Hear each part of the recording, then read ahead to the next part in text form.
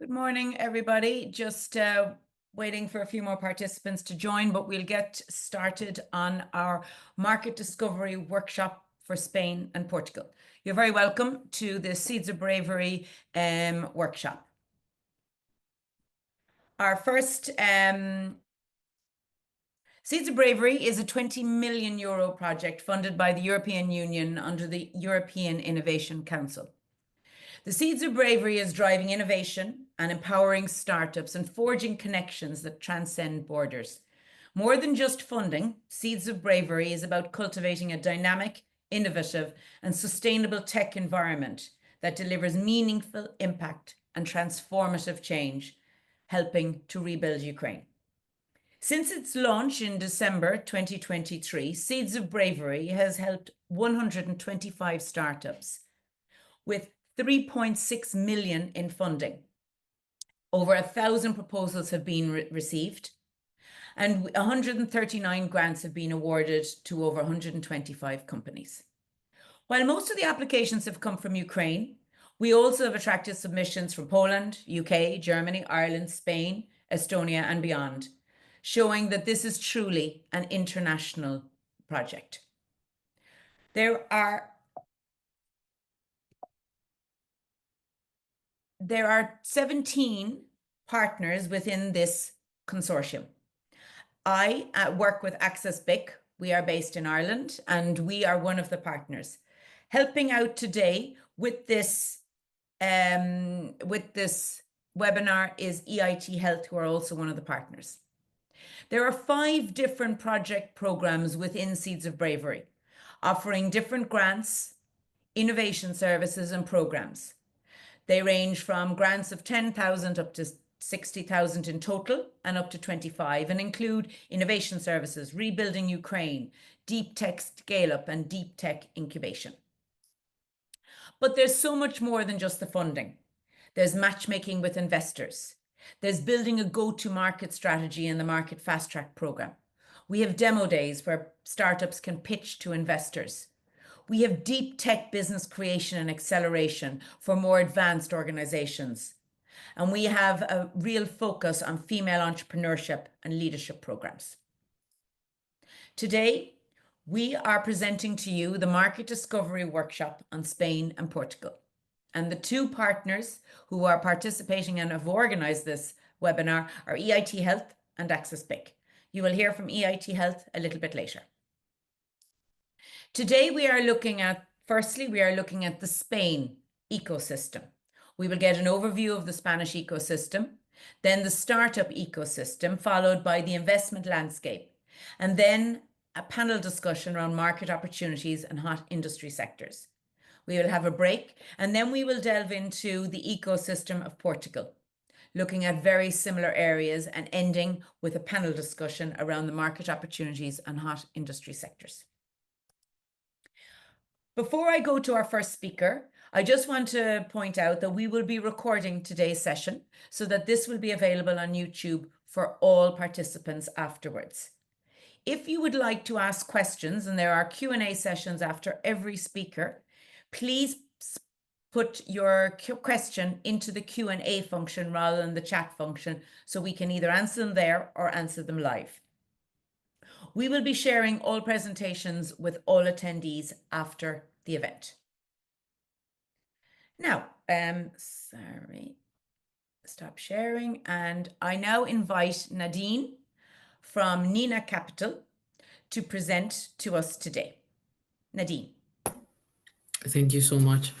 Hi, everyone. Great to see you all virtually, albeit. And thank you so much for having me here. I'm an associate at Nina Capital. We are a health tech specialist venture capital fund. We invest in early stage startups that are in the health tech space, really across all different types of clinical diseases, but also clinical settings. We're early stage investors, which means that we invest in the pre-seed and seed stages, and our ticket size can range anywhere from 200,000 euros to 1.5 million.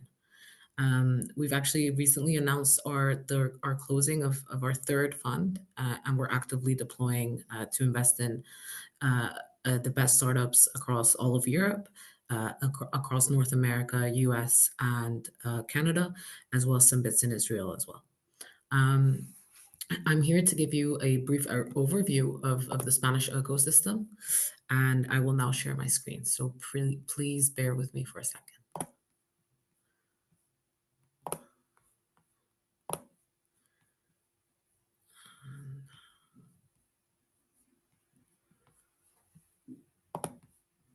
Perfect.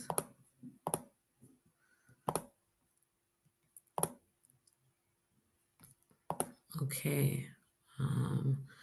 I can't see any spaces, so if you cannot see the screen, just give me a shout, and I'll hear. But I'm It all hoping all looks of you good, Nadine. can Hello. see it. Perfectly. Okay, great. So Spain, a bit of an overview first, sort of, I guess, from the big picture. So our population is about 48 million people. It's highly urbanized, so there's a lot of city centers. But obviously, as the same trend that follows globally, it's an aging population, and in fact, I think Spain came up somewhere in like the top 10 countries where people live the longest. So definitely an aging population there. Our GDP is about 1.5 trillion euros, and it ranks amongst the top 15 global economies. In fact, Spain's economy grew by about 2.5% in 2023, and it's outpacing the sort of Eurozone average. So it's taking a leading position globally, but also locally at the European level. In terms of the sort of the leading sectors in Spain, well, we have technology and innovation, which again, this is a global trend, right? That has sort of gone all the way downstream into the more local ecosystems, rapidly expanding software, AI, deep tech industries. In fact, in Spain, it's accelerating a lot more than we can sustain, as there's quite a big gap in the workforce in terms of skills needed in this industry. Next, we have tourism and hospitality. So this is a big sector with big opportunities here in Spain. Spain is in fact the second most visited country in the world, and it continues to lead in the sector of tourism and hospitality. And third, we have renewable energy. A lot of people don't know this, but really Spain is a leader in solar and wind energy investment, as well as in innovation and innovation and early stage startups. So that's a big sector here as well. Then you have fintech and banking. There's definitely a growing ecosystem that's been supported by regulation and investment. However, I think there's a big gap in Spain's digital infrastructure for fintech and banking, which I think presents itself as a very strong opportunity for those wanting to innovate in that space. And then finally, e-commerce and retail tech. Historically, Spain hasn't been the most innovative in that sector in e-commerce and retail tech. We still do a lot of things kind of in person, and I guess 10 years ago, before I left to be in the UK for 10 years, I remember that ordering things online weren't necessarily kind of the norm. The digital transformation post pandemic really started accelerating this. So I see quite a few gaps as well in the e-commerce and retail tech space available for those wanting to innovate in that space. So what else in terms of the early stage startup ecosystem in Spain?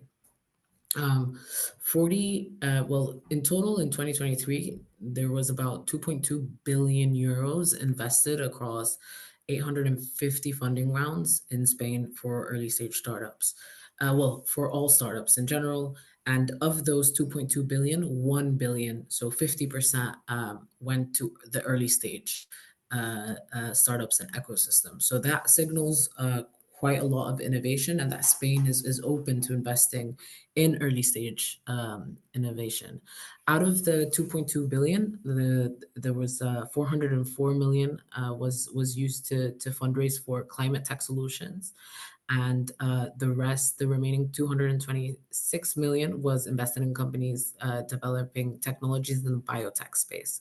So biotech space is actually quite big in Spain as well, and from where I'm standing here in Barcelona, in Catalonia, it's quite the hub for biotech. AstraZeneca, for example, has just opened a big headquarters here in Spain. Um, So these are sort of the leading industries right now, and in total, there are more than 7,000 startups and scale ups, and all of those together, they make up a total valuation of more than 100 billion euros. Now, we're not necessarily the leaders in VC investment, but we're in the top 10. So right now, Spain ranks seventh, right below the UK, France, Germany, and Switzerland, and the Netherlands. But when we zoom into the early stage investments, Spain is actually in fourth place. So I think that signals quite a lot the sort of how Spain is really ready to invest in innovation and isn't scared to do it, to make those bets early on, as companies start maturing. And then, in terms of looking at the number of funding rounds closed in 2023, Spain takes about the fourth position, so right above Netherlands, Switzerland, and Sweden. And I think that's also quite an interesting thing because it signals that there's activity. There's activity there. There's rounds that are being done, and there's fundraising going on. So for us to be, leaders there, and I think above those countries like Switzerland, like Netherlands, and like Sweden, also signify the potential opportunity here in Spain. And then I really wanted to talk about, beyond sort of the startup world, but what about the corporate companies, and how are they supporting the growing innovation ecosystem, right? And so there's quite a few. I wanted to bring up a few examples of how the corporate players are also helping to build the foundations of this ecosystem. And so, for example, you have the BBVA, as we call it here, Spark, which is a fund supporting fintech and AI-driven startups and banking. So this is one of the leading banks here locally in Spain. We have Telefonica Ventures, which is the leading company in telecommunications. They have their own fund as well, and this focuses a lot on sort of AI, Internet of Things, and connectivity type startups. You then have sort of the Iberdrola Perseo, which is their kind of CVC structure, so a corporate venture fund. They invest in clean energy and startups, and then finally you have Repsol's corporate venture arm, which also backs sort of energy transition and sustainability focused startups. But not only do you have these types of venture capital funds that have an arm into the corporate world, you also have corporate accelerators and their hubs.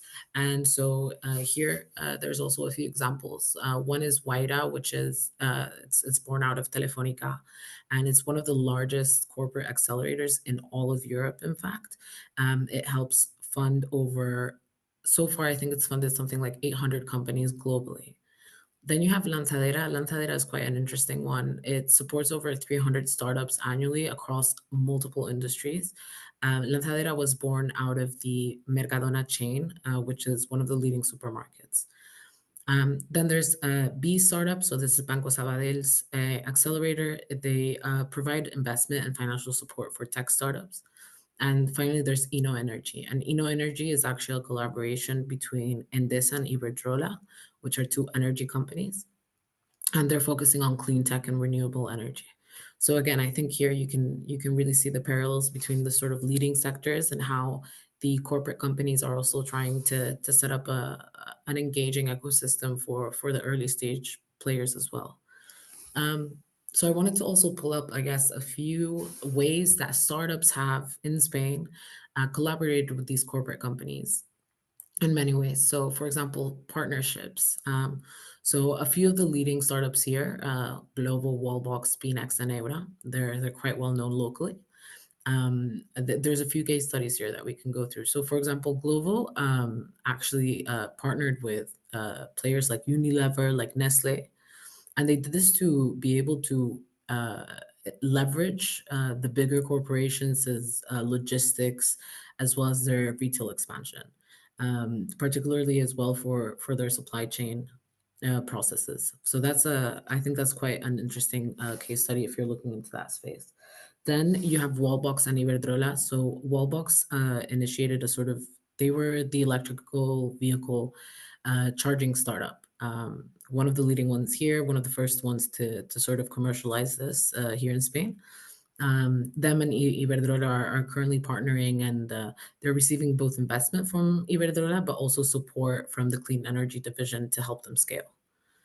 Next, you have Beanex and Visa. So this Beanex is a fintech startup as well, built born here in Spain, and they collaborated with Visa to expand their sort of neobank offerings and products, as well as to help them reach to the audience that they wanted. And then finally, Eura Foods. Eura Foods is quite a big one here. It competes with the sort of bigger, more international Beyond Meat type players. So they do plant-based food, and they collaborated with Nestle specifically to scale their distributions and to learn from Nestle how big corporations were handling their logistical team and their distributors to be able to expand across Europe. Um, Now, finally, I also just wanted to briefly touch upon like what are the the great things and where the opportunities lie in the Spanish ecosystem. I mean, firstly, I think what's special about Spain is its access to talent and the competitive cost of living. So there's a highly skilled workforce. More and more often, we're seeing the workforce shift towards a more tech and digital industry focus. Usually, it tends to be sort of remote work and visa friendly approaches. So they try to attract global talent through that. Their competitive labor costs as well, right? So, for example, in Spain, obviously, compared to other Western European countries, there tends to be lower office rentals, lower operational costs, especially when compared to the other major European cities like London, like Paris, like Berlin. And then finally, there's a high quality of life. And this attracts a lot of international founders, a lot of international investors and talent as well. There's also supportive government policies. In 2002, no, 2022, the Spanish government passed a tax benefits law for startups. It's called the Startup Law. And essentially, it simplified the visa process for these foreign entrepreneurs and digital nomads, but it also reduced bureaucracy for business and corporation, which is one of the things that a lot of people struggle to when they're setting up businesses in a country they may not be familiar with. On top of that, they did a lot of sort of lowering the corporate tax for startups. So, for example, it's reduced from 25%, which is usually the corporate tax, all the way down to 15% for the first 4 years for those that classify as a startup. And then on top of that, of course, as many other similar initiatives in Europe, for example, the UK doing EIS and SEIS, here there are also tax incentives for investors. So the deduction for investing in startups, it increased from 30%, which is what it was originally, all the way up to 50%. And this is a way that the Spanish government is trying to incentivize more private investment. The maximum deductible investment got raised from 60,000 all the way to 100,000. So people were also able to invest more money that was tax deducted. And then there's also employees for stock options. Sorry, exemptions for stock options. So employees can now receive up to 50,000 in stock options tax free, which makes it easier for the startups themselves to be able to attract talent. And then finally, you have the strong international investment and VC presence. So, um, in line with this is the fact that over 80% of startup funding in Spain actually comes from international investors. So, major global VCs are actively investing in Spain. We here at Nina Capital, we have tons of conversations with international investors that ask us a lot about Spain. And the corporate venture capital and accelerator programs, the ones that I've just mentioned in the slide before this, they're continuing to be on the rise, and there's new things popping up all the time. And then finally, the strategic location and market access, and I think this is one that gets particularly overlooked in Spain. The nice thing about Spain is that it's a gateway to the rest of Europe, of course, but more than that, it's a gateway to Latin America and to Africa. And more, we've been seeing these sort of bridges, so kind of business bridges between continents. And it's been very nice to see how, for example, Spain has been able to expand its reach into Latin America and vice versa. And we've seen a number of startups, both based here and in Mexico, for example, and how they work together and how they're actually cross-selling into different markets. And yeah, on top of that, of course, there's a strong trade relationship and a multilingual workforce that facilitates international expansion.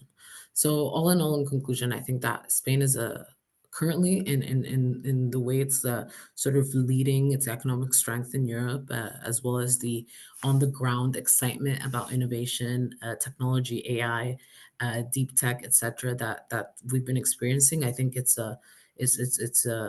quite the right time to come and build a business here, as well as to invest in businesses here. So we as Nina Capital, we will continue to watch out for leading innovations in Spain and of course more broadly in the rest of Europe as well.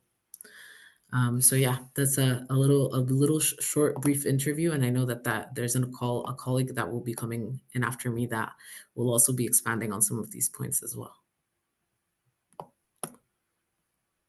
I don't know if Great. anyone has any questions. That's great, Nadine. Thank you so much for giving that quick whistle stop tour. Just to follow on what you were talking about, just one thing that struck me, soft landing for Ukrainian startups who want to, obviously, where Spain is concerned, there's a lot of connections with Spanish speaking countries, and there would be Yeah. very easy soft landing, I imagine, for them within Spain. For the non-Spanish speaking, is it also easy enough for them? You did talk about talent, but I'm really talking about setting up a startup from that perspective. How Yeah. easy is that for a Ukrainian startup to set up and grow their company?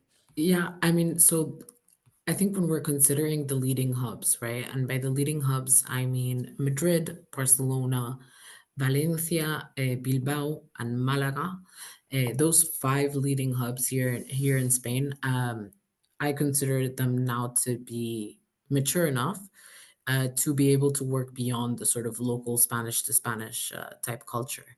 And so, in my opinion, for example, all of these accelerators, they're all English speaking accelerators because Mhm. on the other flip side of the coin, Spain and the Spanish in general have realized that they also need to start speaking English and that they need to have themselves a wider reach.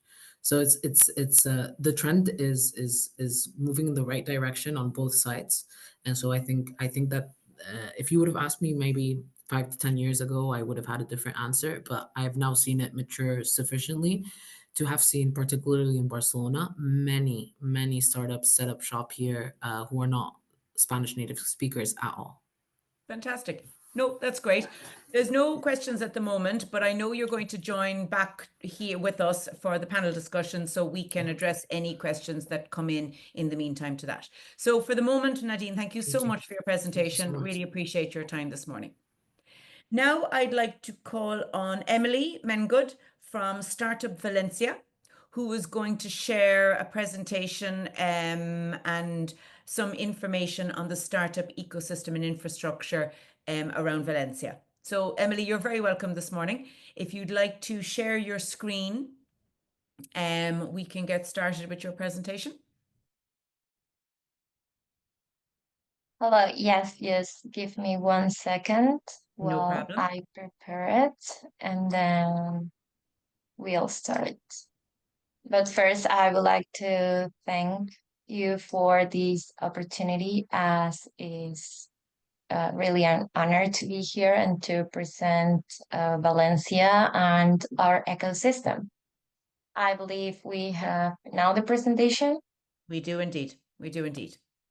Okay. Okay. Thank you very much, Emily. I'll leave the floor to you.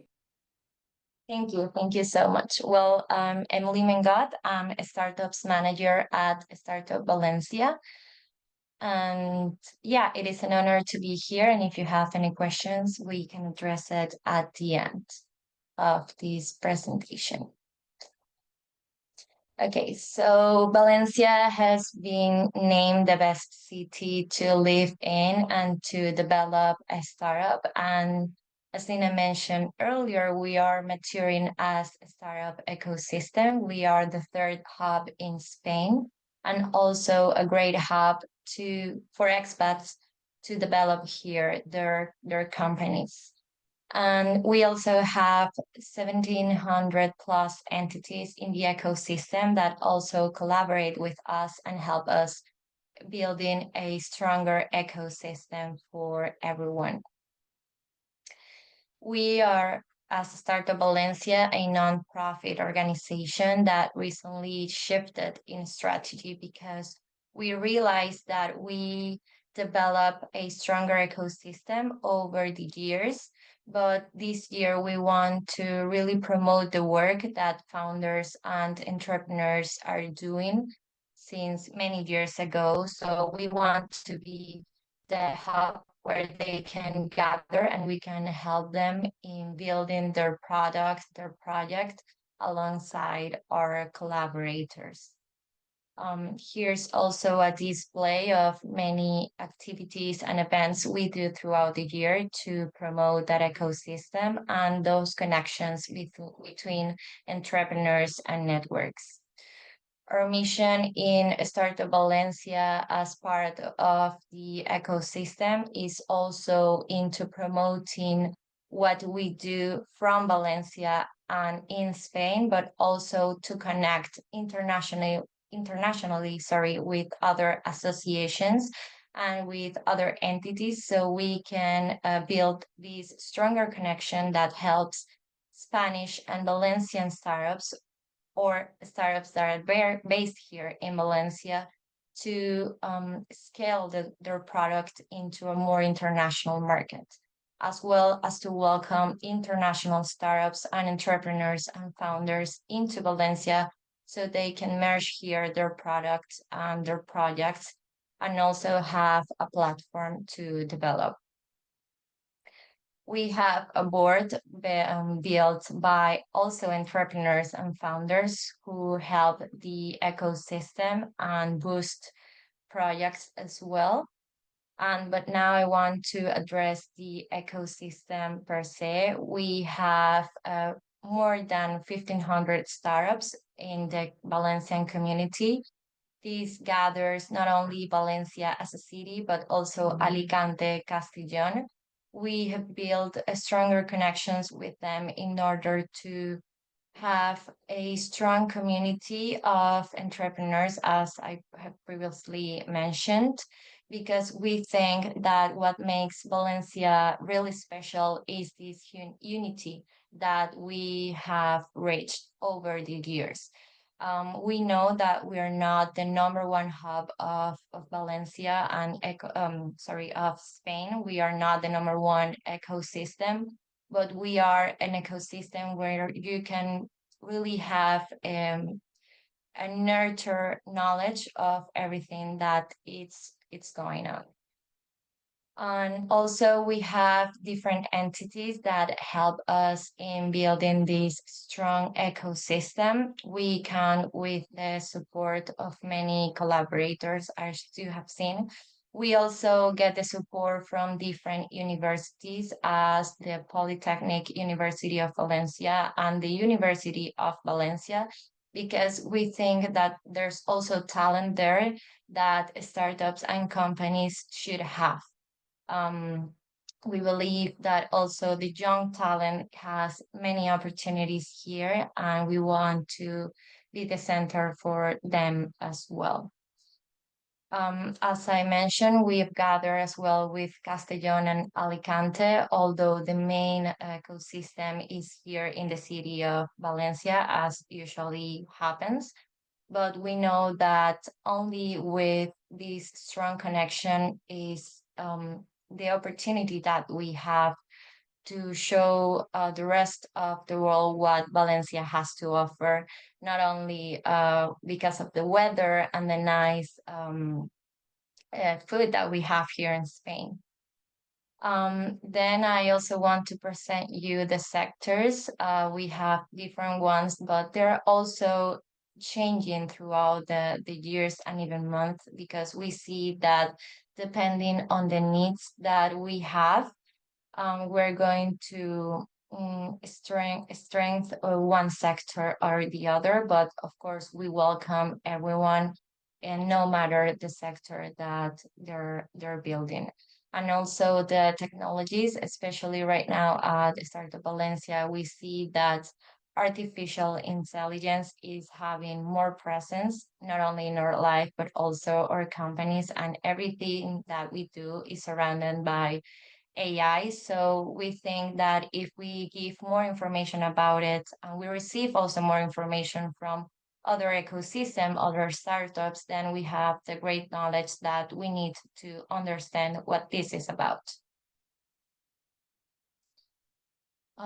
We have also startups that have different business models, and we help them also strengthen this business model depending on what they want to accomplish. But of course, the stronger one is the B2B. And I want to share with you also that we have had a great exponential of startups by years. We see startups being incubated based off an idea, but they accelerate so much that they are able to maintain their project, but also innovate and scale into what the market asks for of them and for them. As funding received, we know that the pre-seed and seed phase is a little bit stronger because of the idea and the innovation that they have. And we also would like to focus this year on the scale-ups as well, because we have connections with corporates that we believe could help them in those stages. Then we have a great rate of employment. 67% of startups have increased their size on their team compared to previous years. We believe it's because of the talent that we have received and the talent that also we have given to the rest of the world, and those connections that happened maybe one of the reasons that we have great teams and great startups building together. Then there's a turnover. 14% of startups question have invoiced more than 1 million euros in 2023, and we help them grow in that area because of the different events that we have, but also in October when we have our main event. Then we have a great market reach. As I've mentioned, we are also focusing on the international ecosystem, as we want to have a stronger community where we can help each other. Okay, now I want to jump over a little bit, because we've now opened a new hub in our city. We have worked really hard to have an office and a hub where we can receive many of these founders and entrepreneurs, so they can also build their project alongside our collaborators and partners. So we want to have and to give the ecosystem of startups this home for them, so they can be here and enjoy of what Valencia has to offer, that we believe is a lot. We are near the Marina of Valencia, and it is a great environment because we are close to Lanzadera, as my colleague Nina, from Nina Capital mentioned earlier, that it is a great accelerator, as well as angels, investors, and sesames. And this unity that we have is really showing us we are all in the same area. So if you need anything from any other collaborator, you are within 10 steps of reach. We also have the BDS, that's our more international product, and gathers more than 1,200 attendees. This is where we really see the impact of the international community being united with our national community and ecosystem. So we receive 600 speakers. We receive a lot of corporates who are willing to also invest and help those startups and founders in their projects and what they want to reach with their projects. And we're really proud of that because that's why we wanted to have not only these big events, but many events on our hub as well. And of course, I've mentioned before, but we cannot do it alone. So we have many collaboration with other events and other associations that are, I think, will help us growth, and also this corporate innovation club. And we want to invite you all to be part of all the initiatives that we have here in Valencia, in Startup Valencia, not only with us, with our partners and collaborators as well. I'll leave you here the contact of our CRO because she's present in everything that we're doing. But if you want to contact me, I invite you to visit our website, startupvalencia.org, where we have a lot of information for you to take a look at. And if you have any questions right now or after, please let me know. And thank you so much. Thank you very much, Emily. That was really interesting. It certainly looks like a very vibrant and lovely community. I'm looking at all the lovely sunny pictures from a very wet Ireland. In your experience, have you had many Ukrainian startups come to Valencia and use your services? And yeah, you're nodding at that. Yes, I'm nodding because we partnered last year with Tech Ukraine for the event, so all their startups could also attend the event. But if they could not make it because either reasons, then we still had the connection with them, and I'm still speaking to them as to understand what they need so we can start building programs or events or activities in order to have a proactive action to help them being here in Valencia as part of, for example, our soft landing program as well. So we have different initiatives for the Ukrainian community alongside other communities as well. Fantastic. That's great, Emily. Thank you very much for that. I know you're going to join us as well for the panel discussion, so we leave any other further questions till then. Thank you very much. Thank you. So our final speaker presenting them before we go to our panel discussion is Olesia, who is founder of the Madrid Digital Network. And I had the pleasure of connecting with Olesia at the very start of the Seeds of Bravery project when I heard about the wonderful initiative that they had started in Madrid, connecting with other Ukrainian startups and also those who work within the tech community in Madrid. So really well done to you guys for getting and for continuing that right through. So Olesia, you're very welcome. If you'd like to share your screen and share your slides, we'd be delighted. I'll give you the floor. Sure. Thank you so much for the invitation, introduction. Happy to join you today on this very informative webinar, and hope that information that I'm going to share also will be useful for you. Just give me a few seconds. I'm going to share my presentation.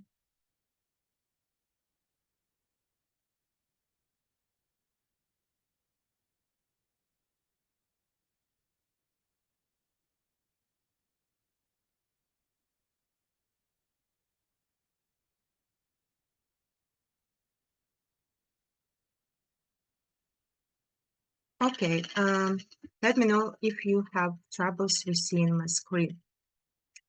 I see your screen. Perfect. Okay, great, thank you. So we are Madrid Digital Network. We actually Ukrainian tech community in Madrid. Just a bit information about what we're doing. when I came here, there wasn't such community here in Madrid, and that was the main point actually, to start building this community, gathering people, doing something useful, helpful, and help with integration, socialization, and more. I want also to add that we are not only focusing not helping Ukraine, but we invite our local Spanish friends, companies, startups, collaborate with accelerators, etc. And that was very useful because someone already found a job, some just found friends, and great built their network here in Spain. And I want to add that we collaborate with such Google for startups here in Madrid. Also startup Gulpas, then Teton Valley Accelerator, also Neuro Technology, the company actually who already have Ukrainian in their company, our Ukrainian colleague who was currently living in Ukraine, but the company here in Spain, and they was glad to meet us, and also we collaborate with them right now. Besides that, they overall collaborate with Ukrainian Taras Shevchenko University, and actually yesterday we have our new meetup in Google Campus, and invited our friends from Technical University of Madrid, and they also told about their hackathon dedicated to displaced people, Ukrainian as well. So it was great connection. So here also will tell more about right now overall market and Spain investment landscape. And I will be glad to answer your questions if you have after the presentation. So let me jump here and start with presentation related to investment landscape. So my colleagues who already previously joined this session earlier today have mentioned some points. So I will tell you some overall information about Spain and of course about Madrid specifically. Right now we are starting to talk about overall in Spain investment landscape. So in 2024, investment in Spanish startups reached a record 3.1 billion euros, and it was it increased in 36% compared to the previous year. And Spain startups investments is growing with a strong focus on larger funding rounds. Also, fintech dominates in this area, attracting one third of total investments volume.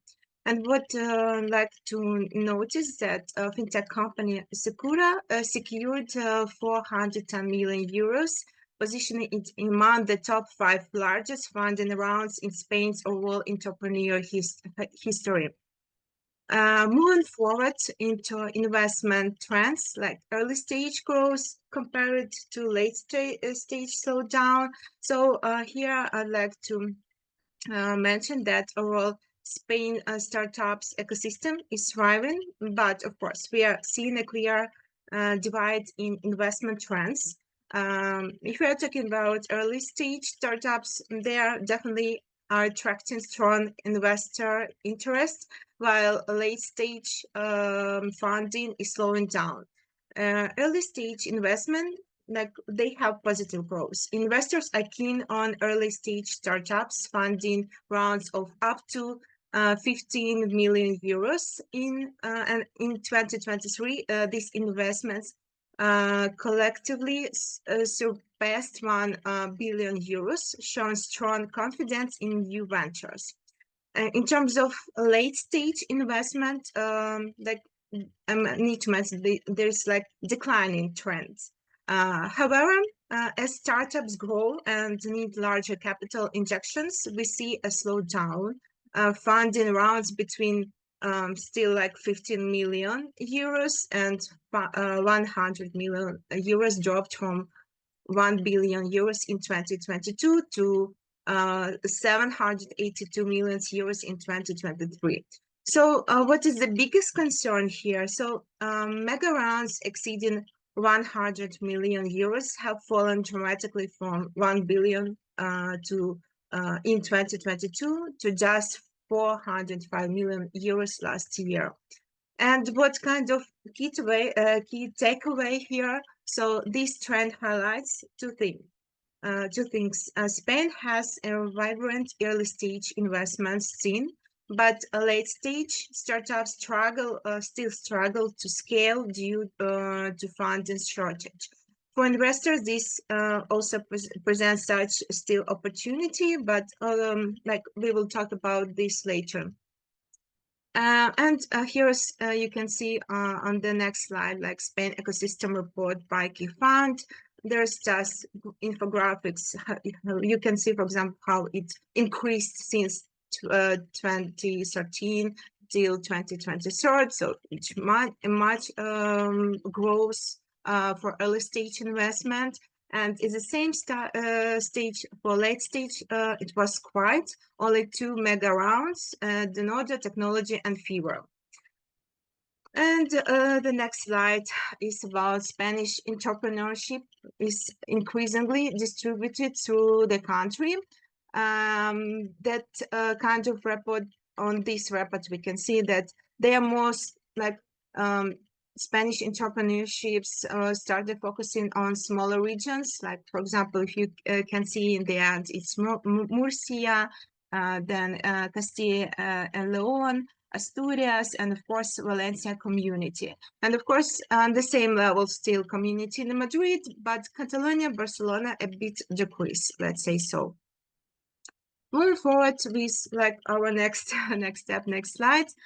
What if Spain fully benefited from its entrepreneurial exist? So you may heard about such great companies like Idealista, Globo, and more. So what is interesting for these companies that they mostly was invested by foreign ventures, foreign companies, mainly from USA, UK, France, and Germany. And needless to say that there are many technology parks overall in Spain. Of course, the most like the biggest part of such technology parks in Barcelona and Madrid, but Valencia is also great, has a great hubs, and many others throughout the Spain, as you can see on this slide. Now I wanted to talk about the role of investors in startup growth, specifically in Madrid's ecosystem. So moving forward, just a second. So like how investors drive startup growth in Madrid. So there's some funding capital access that enables early stage and scaling opportunities. And there's also abilities for mentorships and expertise from big companies here in Madrid, and investors provide strategic guidance and industry knowledge. Of course, it's bigger networking opportunities, and based on my experience specifically, while I'm still building this community, but like we expand from zero, like a network here to like a very huge network, and where we now have many supporters, a lot of local companies, startups, accelerators, and like I can prove that this work here specifically. And of course, public and private investment synergy. Madrid benefits from government incentives plus VC funding. And what key takeaway here? So investors will Madrid's transformation into a top European startup hub. Also providing like some additional points on here.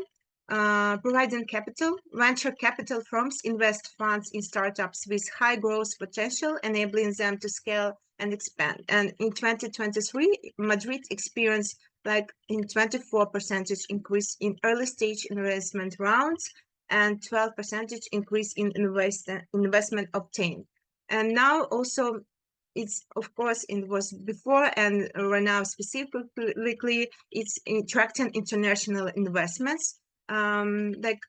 It's permanently growing, and I also see how even it was 2.5 and 3 years ago when I just started building their community, and I see very huge growth here.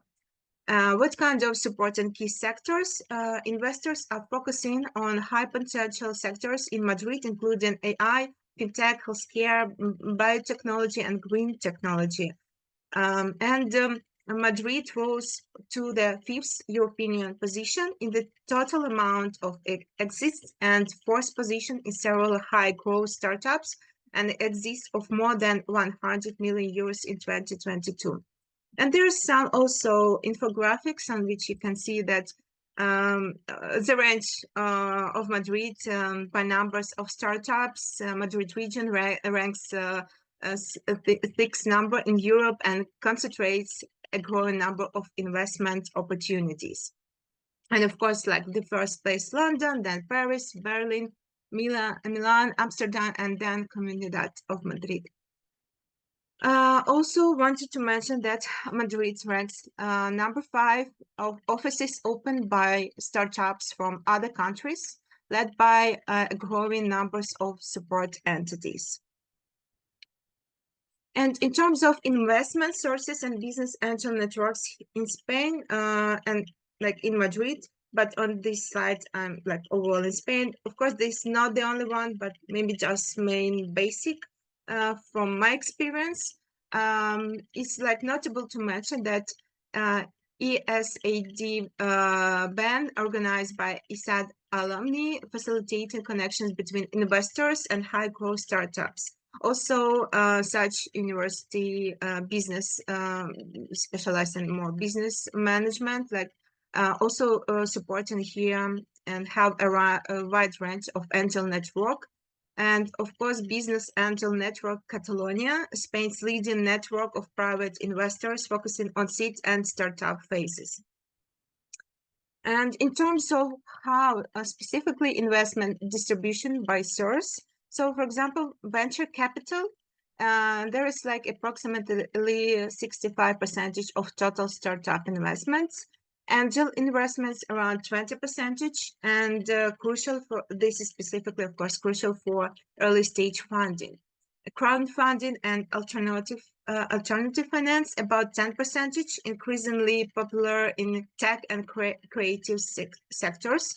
And the last one, government and public funding. So I also want to mention that here in Madrid, government supports very young people and not like who started the businesses. They have different programs and even like if you do not have ability to pay for and rent space, there are some kinds of organization who can help you find those space, and it will be mostly for free or like at least with some less cost for payment. And it's very helpful for young businesses and not only actually businesses, startups, but also association and cooperatives. And yeah, sectors attracting investors interest here in Madrid. They're all the same like in Spain, like fintech, AI, cybersecurity, software as a services. And these sectors are currently the most appealing to investors, reflecting market trends and growth potential. And in terms of startup funding, accessibility, and key investment sectors in Spain. So how easy is it to pitch to investor in Spain? This is very interesting question. If we're talking about early stage funding, seed and angel, it's more or less very easy to access due to strong angel network and accelerators. If we are talking about VC backed growth stage funding, it's become more competitive, but still doing for high potential startups. And late stage fundings like 100 million plus euros rounds is still more challenging. Investors are very selective. And there is also in Madrid happening some biggest conference where startups can pitch, can do their pitches, and for example, South Summit and 4YPN. It's like leading startup investor networking events And of course, previously mentioned business angel network is like direct funding access and startup incubators and accelerators to support early stage pitches. Here also mention some leading startup incubators and accelerators in Madrid, and I specifically collaborate also with Teton Valley. There's opportunity to find program from government if you will be using Madrid and Panda business incubators. And there's other like Impact Accelerator, Finovista, and more. So this is basically all that I want to point out. And if you have any kind of questions, just let me know. Thank you so much, Olesya. You packed a lot into that 10 minutes and a lot of information. So if it's okay with you, we will share that presentation. I think there's a lot of valuable information there.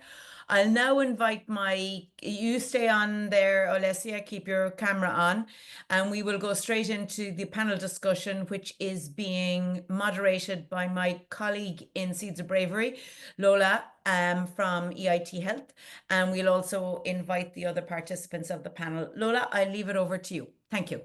Great. Thanks, Fiona. Good afternoon, everyone. And yes, I'm just going to invite to join us the people that will be part of this panel to discuss when it comes to the market opportunities and the hotspots for startups to look at in Spain. So yeah, I mean, just to invite back Nadine. Nadine, please, you can go ahead and turn on your camera. Also, Olena, we would also have joining us, Olena Kleiner. Olena Kleiner would actually be talking from a perspective as a Ukrainian startup who has been able to integrate into the Spanish market. And also, we already have Olesa here. And Emily would also be joining us back from Startup Valencia. Great, thanks. Yeah, so just to, I mean, since the speakers have already been introduced, we'll just go right in because of time. And first, I think it will be very important for us to look into when it comes to the market opportunities and the hotspots in the Spanish market, right? I think my first question to you all will come from looking at the emerging deep tech and the ICT clusters and the Spanish market. And it will be really interesting to hear your perspective on the key technology clusters that are actually driving innovation within the Spanish market. I mean, it could be from the Spanish market in general, it could be from a Valencia perspective, it could be from a Madrid perspective, but just to understand that the key technology clusters that are driving innovation, because this would definitely be helpful for startups that are looking to explore the Spanish market. Yeah, I mean, you can go first, Nadine, if you would like to open the floor on that. Yeah, great. Sure thing. I mean, I think we can start with the most obvious one, right? Which is AI and everything that it's been doing right now. So I feel like the biggest trend I think of when I think of tech trends, and particularly in relevance to Spain, I think there's a lot of work to do, which I think is a good thing because it presents opportunity, particularly in the AI space. Of course, Europe is still working out how to regulate this space, which I think will be interesting. But that's happening at a whole European level. So I think that the opportunity of AI in Spain, in particularly, is quite special, as industry is taking more into account the value of data.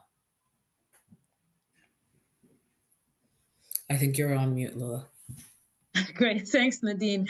Yes, I'm just going back to the part of AI. I mean, it's very interesting to hear that you already brought in the regulation part. And I mean, that's something, of course, Europe is working out with the EU AI Act coming into place, into the picture last year. And it would just be interesting to also know, just to follow up on that direction, on that part of discussion on how this AI, the new AI Act, is actually impacting startups that are within this ecosystem in Spain. Yeah, I mean, unfortunately, I think if you're one of the startups that is already regulated, it might be slightly worse for you, because the EU AI Act could potentially cause a lot of the startups to need to present more evidence, so to get upregulated. If you're starting from scratch, I think it's a little bit more of an evidence burden, but not that much. Obviously, I think the hardest sort of regulatory barrier in Spain is if you're working with health information. So health information will probably be your hardest challenge. However, for the rest of the types of data, I think that it's uh, it's as hard as it can be in any other European country. Great, perfect. And I'm just throwing it back to also Alessia, Olena, and Emily, if you would just like to add on that, like any other industry out, any other cluster that you'd like us to look into outside of AI, of course. I cannot add any other industries because our startup is in AI sphere. And actually, yeah, of course, it's a big trend, and this trend is not only in Europe, it's in the whole world. And I agree with the idea that it is not really regulated yet, but it goes to this way. And even Ukrainian lawyers, they organize association in Ukraine to develop the some proposals of the laws concerning AI, and it will go that way anyways. But we launched the Spanish market, and we plan to expand on it because Spanish language is used in LATAM as well, and the Spanish market can be just the first step to open the big markets there. So I really think it's a very good market to begin. And just following up on that, Elena, for a Ukrainian startup that is also within the AI space, what major advice would you give them just to be able to navigate through this regulation and to be able to understand how to feed into the new EU AI Act into their framework? Yeah, first of all, the AI startups should learn these regulations because it's not really open. Sometimes it's hard to find where is it regulated exactly. And yeah, I think that it's also valuable to join the acceleration programs like, for example, I'm not sure, but I guess some Startup Valencia also provides some programs. And now actually I am in Slash in Bilbao. It's also in Spain, the first time organized.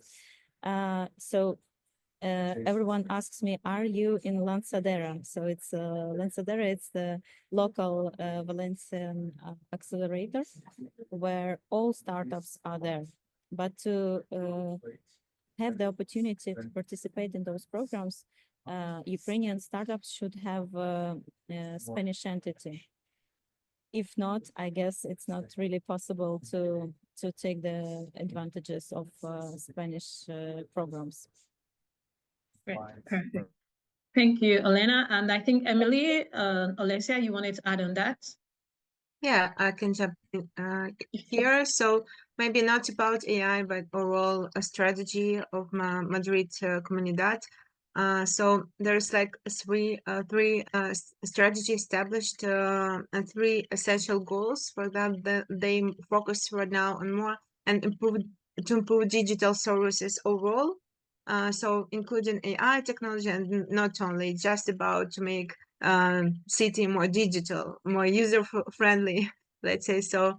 And a second point is boost digitalization in order to achieve greater intelligence in the planning and management of the city overall.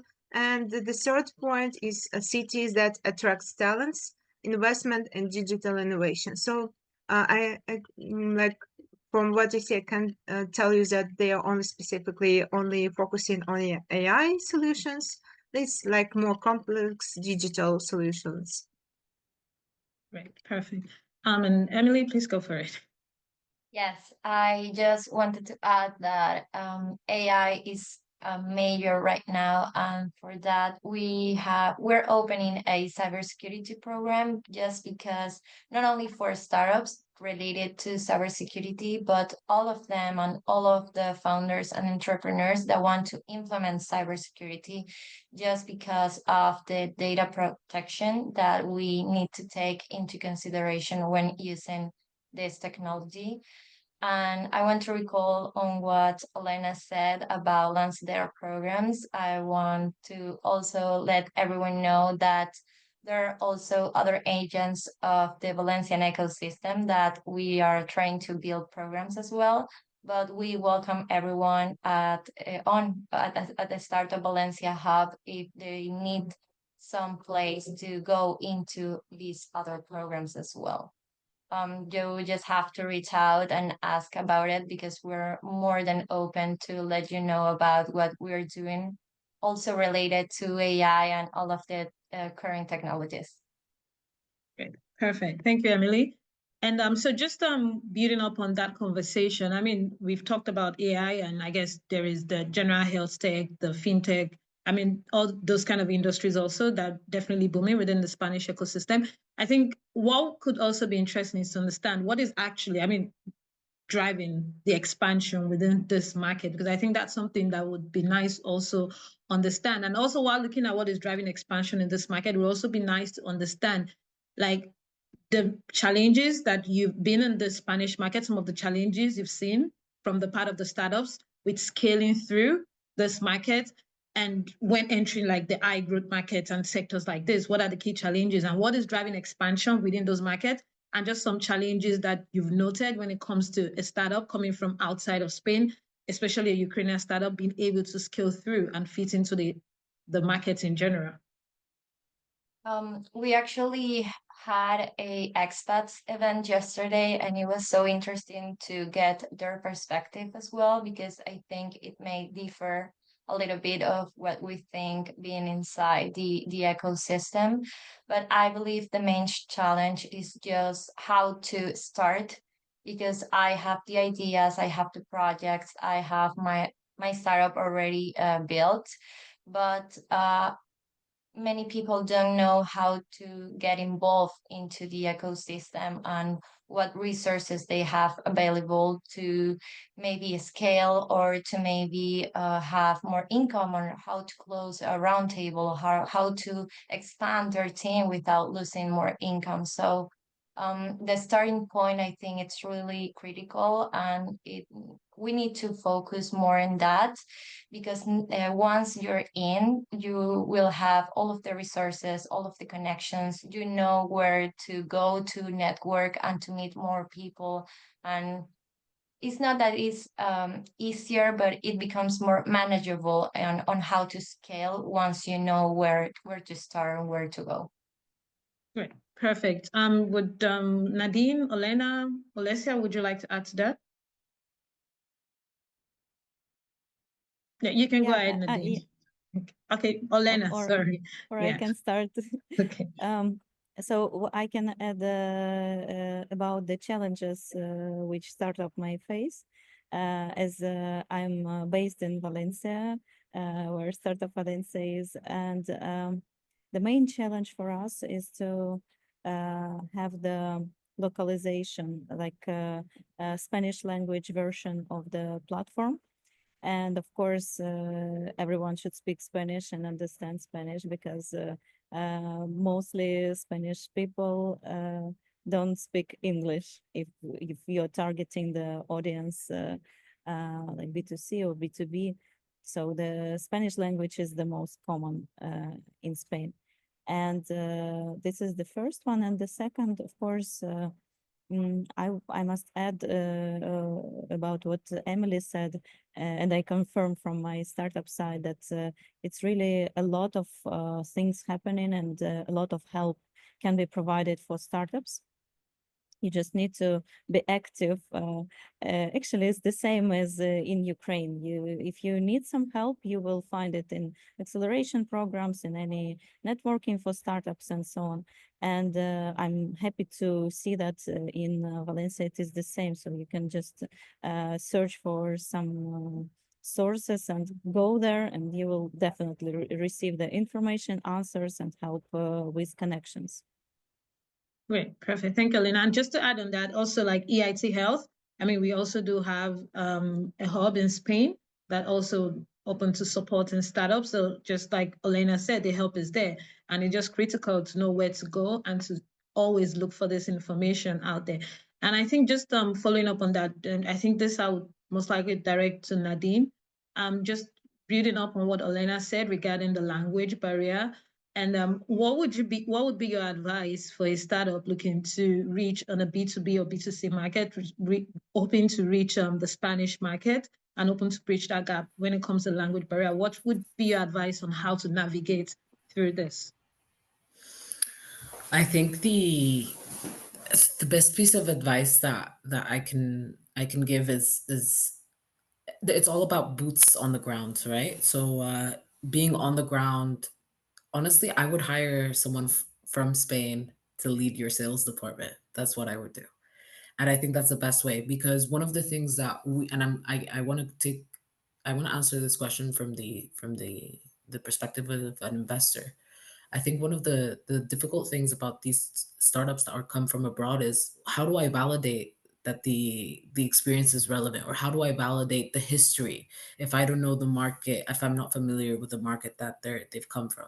So I think when they're coming this way towards us, and they're ready to establish themselves here, and I want to expand into this market, I think the best way to do that is hiring someone who's uh, from here, who can help you navigate it, and also who is validated and has the experience here, so that when you're pitching to customers, they feel like they understand who they're dealing with. And so this is maybe, I think, an approach that I've seen a lot of startups take. So, for example, startups that come from Germany or from Ukraine, or from any other European countries, when they're selling, in my case, software to hospitals, they're hiring people from Spain to lead that sales effort, because they know that, at least, for example, in the healthcare industry, it's always healthcare talks to healthcare. And that's what that's who they're okay selling to them, and that's who they're okay buying from. So I think that would be my main piece of advice. Great, perfect. And I mean, that makes a lot of sense, because you have to know your customer, right? And you can't Exactly. know your customer as someone coming from outside. You need someone who, like you said, boots on the ground, who is familiar with how to deal with, because I mean, different market has different ways of doing business. And if you don't understand the market that you're venturing into, it's hard to sell to the target audience. Great, Exactly. thank you. Yeah. And yeah, so just moving on, I think I would also, yeah, before I forget, actually, I wanted to go back to you, Nadine. Also, you mentioned something during your presentation about Spain being a gateway to other markets. And so I think, just to take it back on that, like, it would be nice to expand a bit on that, that you explained that Spain is a strategic point to other markets, right? So how can startups actually leverage this when it comes to Spain being a strategic point and being a gateway to other markets? How can a startup be able to navigate through that? Well, I think there's a lot of back and forth between, for example, Spain and countries in Latin America. And so the best way, I guess, is building those connections with who's coming back and forth, who's going back and forth between both continents, and what are they working on. And I think, yeah, a lot of people, I guess, underestimate that Spain is a strategic geographical point.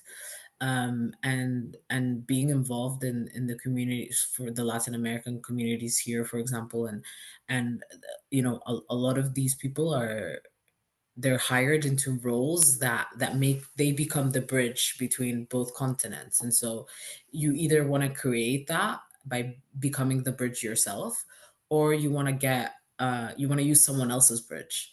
And so to tap into that is looking at business models of if you start a business model in Spain, how can you what is the easiest way to expand it into an easy market that could replicate it. And I think, in terms of the way, and what you mentioned earlier, the way they do business in Latin America is very similar to the way they do business here in Spain.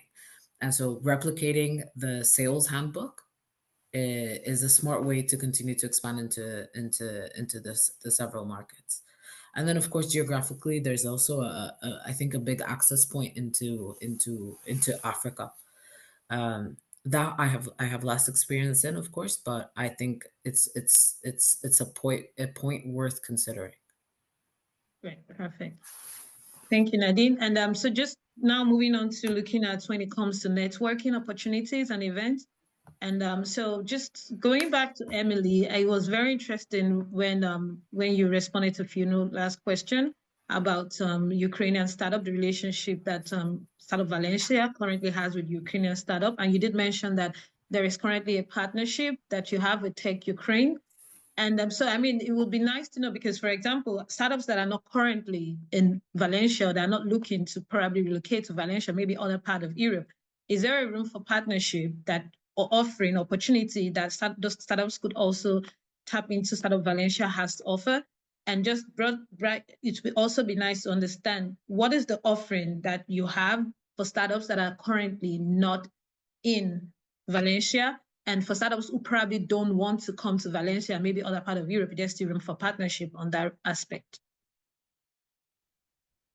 Yes, we have this collaboration with Tech Ukraine for BDS, our event in October. That's the product that's the most international one that we have.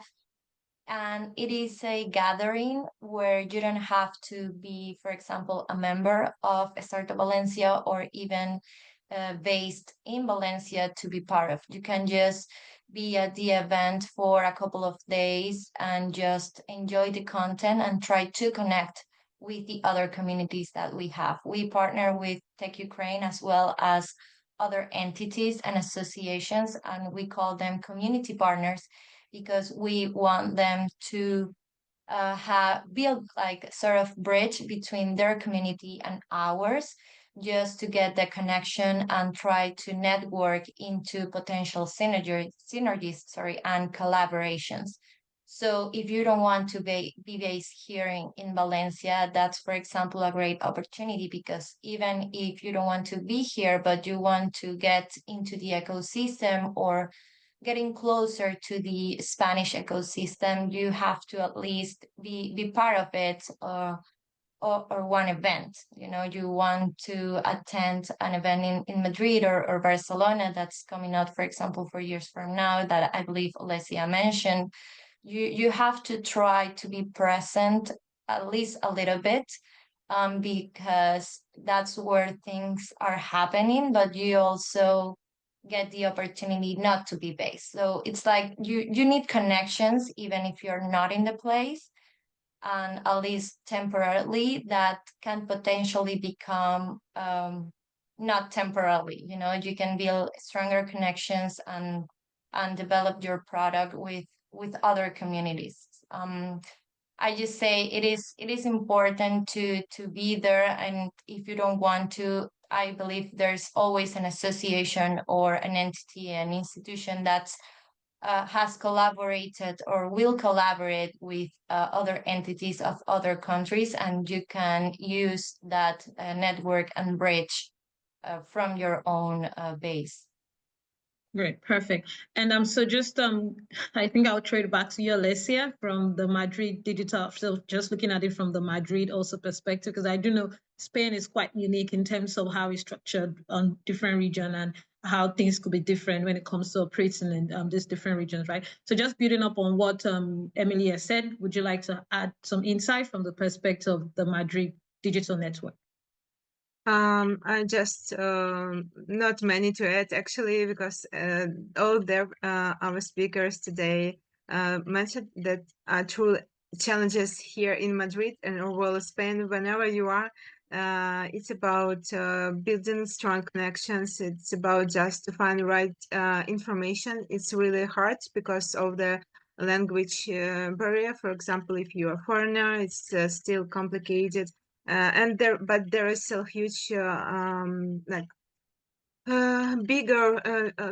big part of opportunities if you find those information in such communities, like what we are actually trying to do, build, like expand our network within not our local Ukrainian expats, but with local Spanish people and other expats from Latin America, etc.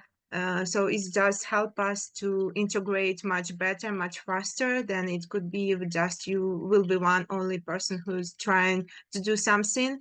Yeah, and there is a different opportunities from government, as we mentioned before. So I just can tell that that's really true. And the biggest challenge is still Spanish language. Without knowing Spanish, it won't be possible. Like it's possible, but it will take a lot of time to find supporters, because sometimes not like, yeah, of course, if you're talking about tech industry, here's a lot of people talk no English, so it's not a problem. But still, if you're going to any kind of event, if we are talking about not the biggest one like conference like South Summit, etc., there are not so much opportunities to join English speaking events, meetups. And that works actually what we are doing. We try to invite many people and doing our meetups in English specifically, not even in Ukrainian, because in such case we will be able to expand our network in more broader way. Right, perfect. Thank you. And I'm just rounding up gradually on this panel discussion with you all. So just I think the final part I would like to just close this session with will be looking at the future outlook and the takeaway part. And I think what will be very interesting is to hear your insight on the trends that you think would definitely shape the next wave on innovation when it comes to some of these sectors that we've mentioned, the AI, the fintech, the health tech, and just some of those hot sectors. Like, what are the key trends that you see that would definitely shape the next wave of innovation?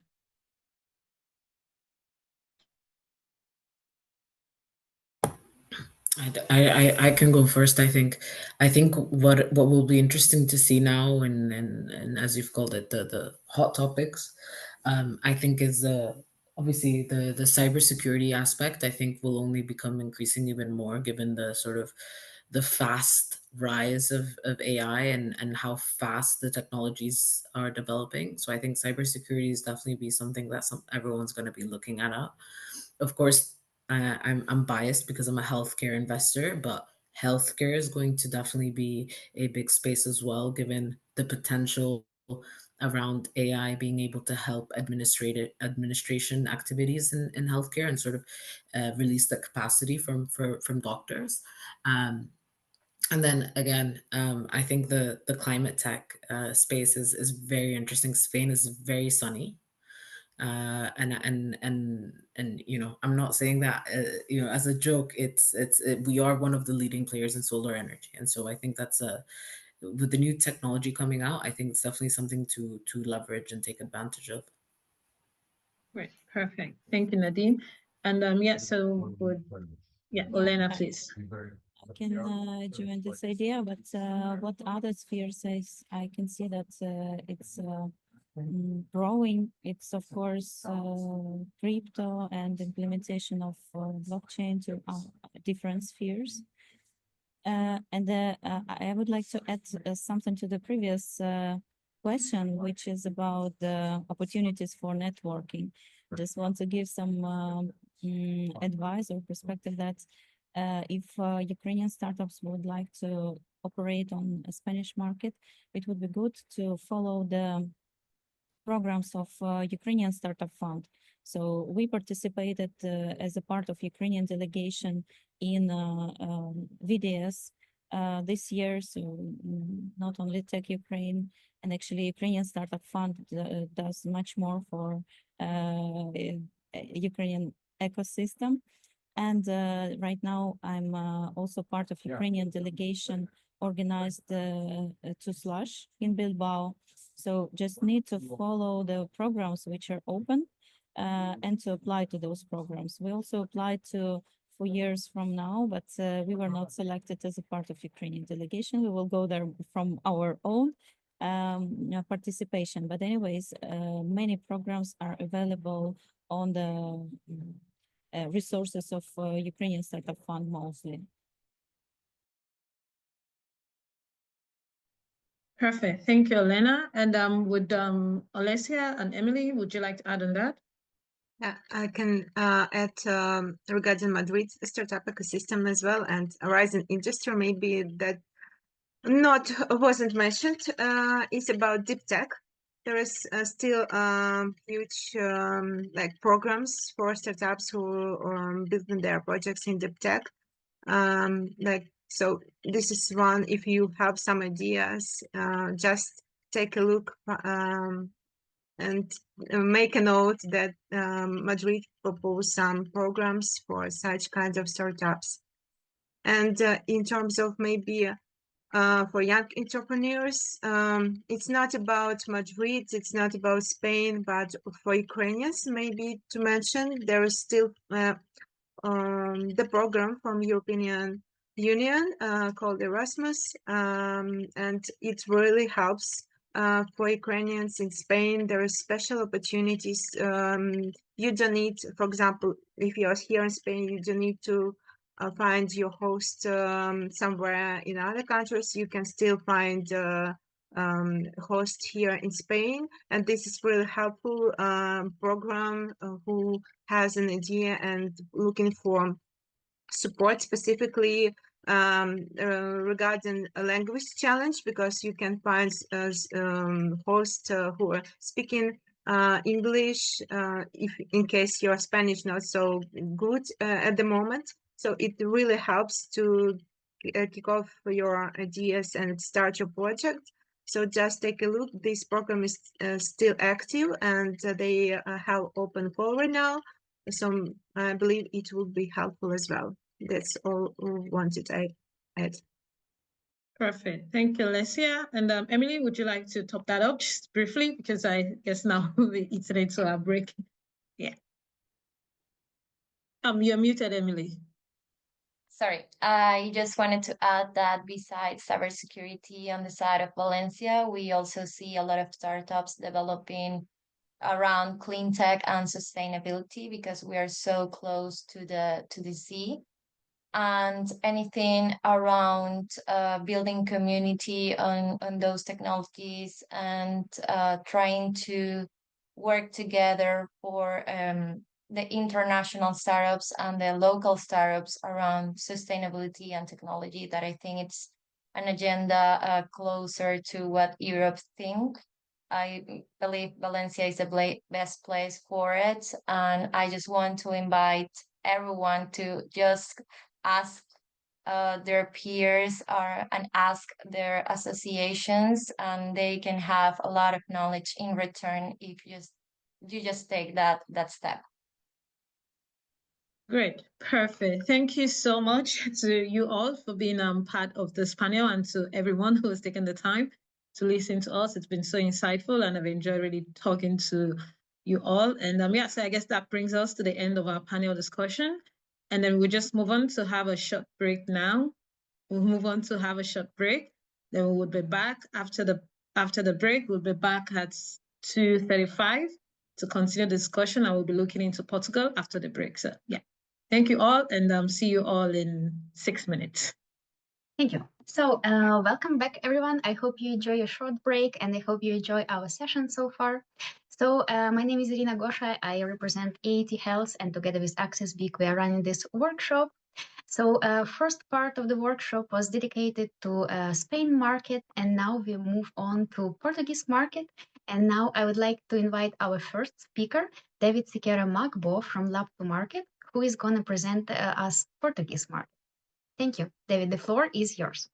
Thank you very much, Irina. Hello, everyone. Thank you very much for the invitation, and really happy to be here. I'm sorry I'm not using the right background since I have issues with my Zoom. But, okay, so everything is fine. You can hear me fine. All is good. I'm sharing my screen, right? Yes, all good.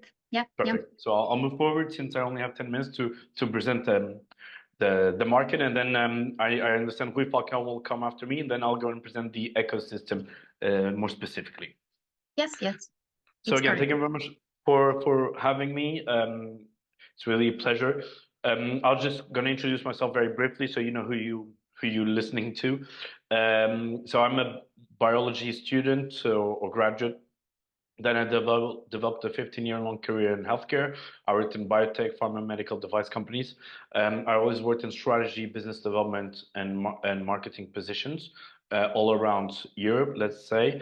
Then I also worked as a strategy consultant for communications agencies and creativity agencies and consultancies. And in 2017, I decided to become an entrepreneur myself and to launch Lab to Market.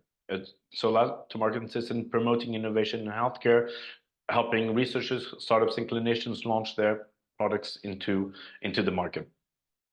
We've been working very closely with government institutions, with the startups, of course, with companies, and obviously with EIT Health. And we've helped over 200 startups globally to enter the market and be successful in the market.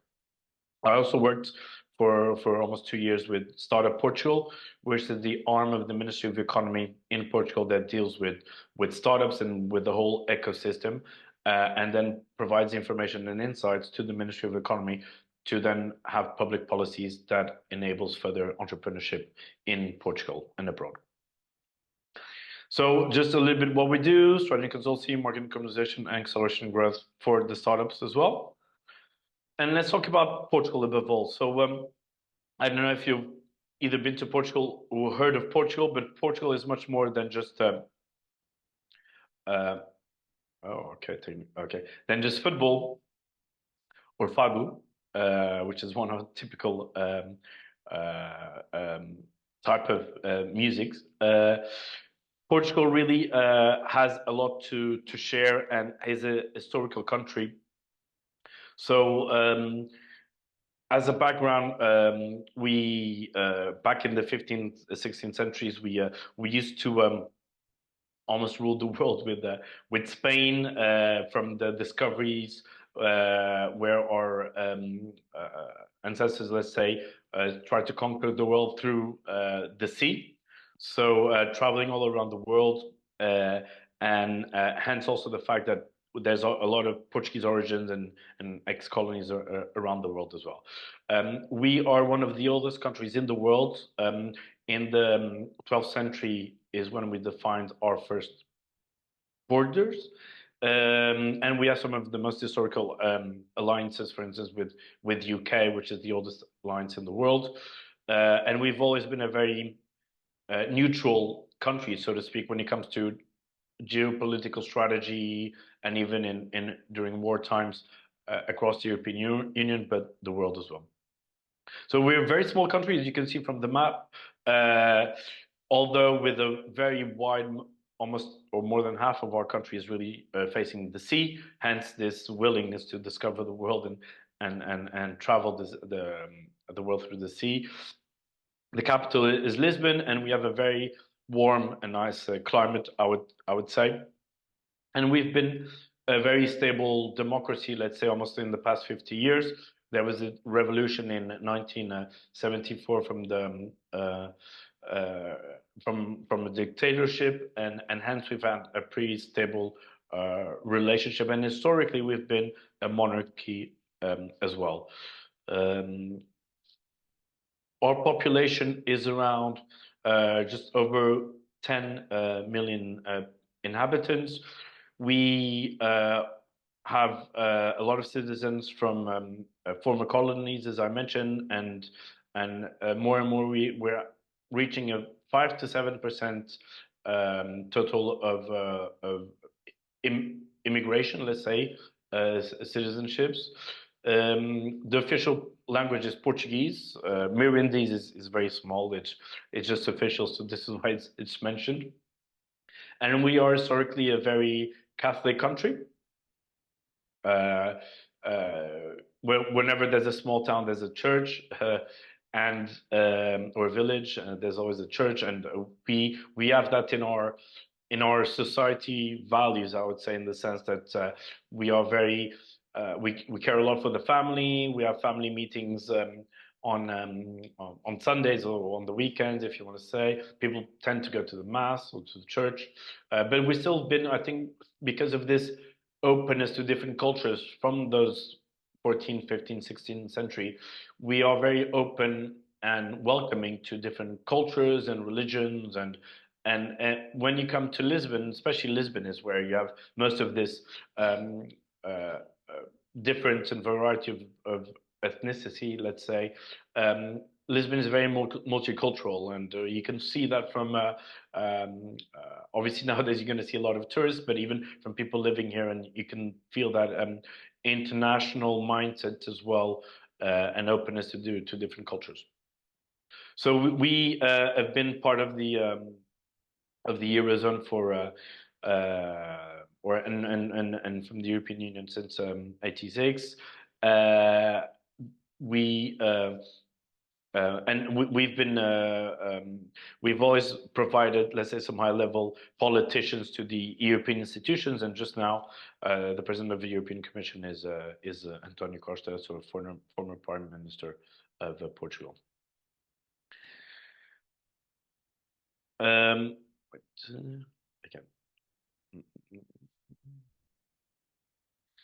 So, again, as I mentioned, we were recognized as a kingdom in 1143. Our national holiday is the 10th of June, and we are ruled based on a constitution, especially that was implemented a couple of years after the revolution in '76. We have a very aging population. We are one of the oldest countries, not only in Europe, but in the world. And it's predicted that at least a third of our population, I think by 2030, if not a little bit later, is going to be over 65 years old. So this is something that is challenging for our social security, for our public healthcare system, and even for our productivity as a country because of the economy and having young talent and a productive population. And we have a very good healthcare system, so national healthcare system similar to what you see in Spain and in the UK, that is mainly provided by a state owned and provided by the government, free of use, with a good density of physicians and hospital beds as well, higher or up to par above average of the European Union, and with very good sanitation facilities, drinkable water, potable water, and overall a well-developed country in that sense. So from a location perspective, we're the most southernmost point of Europe. We are geostrategically very well positioned between Europe, America, and Africa. We have the same time zone as UK and Ireland, and this to say something which is very important, especially for you, eventually entrepreneurs, tech entrepreneurs, and if you decide to bring your team or company here, we are the furthermost point of Europe, closest to the United States. So it's a 6-7 hour flight to New York or to the East Coast. But also, a lot of international companies like to have their headquarters in or have a lot of their teams in Portugal for global positions, because in Lisbon you can work all across the time zones. So you can work in Lisbon, obviously it will be the afternoon here, but you can work with the morning in the west coast of the US. But also you can work with Australia or with Asia, with China, India, while it's still here in the morning. So Lisbon or Portugal is a place where you can cover most of the time zones around the world. Obviously, it's a bridge to Portuguese-speaking markets, over 200 or even 250 million people. We're talking about Portuguese-speaking countries in Africa. We're talking about Brazil. We're talking about Macau and China and Timor. And then also access from, if you're coming from outside the European Union, so access to European market with 500 million people. So what do they say? What people say about Portugal? So we have very good English proficiency. Normally, you'd say that everyone speaks English, whether you're younger or older. Everyone speaks one or two or three languages. Even sometimes a lot of people speak French and eventually Spanish. Very good quality of life. So 3,000, almost 300 days of sunshine per year. Sort of low cost of living, even though that has increased more recently. In the past couple of years, 3 or 4 years, also due to a lot of expats coming here, and digital nomads, and the prices of house increasing, etc. Safety and stability, so we're a very safe country and stable from a political perspective. And again, as I mentioned, a strategic location. Affordable salaries overall for if you want to hire Thailand here. A lot of tech talent, so a lot of people, especially talking to deep tech companies, a lot of developers, software engineers, because we have very good universities as well, and international tech hubs for many companies who've hosted their IT centers or operational centers here in Portugal. And also to speak a little bit about our focus as a country and areas that we prioritize. The fact that we are a coastal country facing the sea with some wind, not everywhere, but a lot of wind in some areas of the country, and also the sunlight, as I was mentioning, 300 days a year. Some people call it the west coast of Europe, right, compared to California in the US. We also take our renewable energy, let's say, very seriously. And there's been some months, even not just days, months, where the country as a whole has been run entirely and purely on renewable energies. And here with this data, you can see that out of last year, 80% pretty much of our energy in mainland Portugal was originated from renewable sources. So we are one of the most advanced countries in Europe, if not in the world, regarding the usage of renewable energies. So why come to Portugal as well from a business perspective? There's really a lot of business facilitation. We're talking about not many restrictions to foreign capital. We've been in the last couple of years number 2 or number 3 business friendly market for foreign direct investment in Europe. Transparency of a regulatory system, competition and antitrust laws enforced, intellectual property rights, and also some government initiatives like Empresa na Hora, which translate to company in the hour, which means that you can online sometimes, or even physically in person, but you can create your company in just 1 hour's time. There's a lot of focus here on talent upskilling. So digital tools, the digital knowledge, we're talking about coding, where it's no code, low code, and this across unemployment centers, private schools, and even at a younger age as well. So not only people who are unemployed, but even students and high school students and even kids under 12 years old who start and to learn how to code, and some political policies focusing on digitalization of our economy and of our public administration as well, and providing the tools for not only SMEs but also bigger corporates.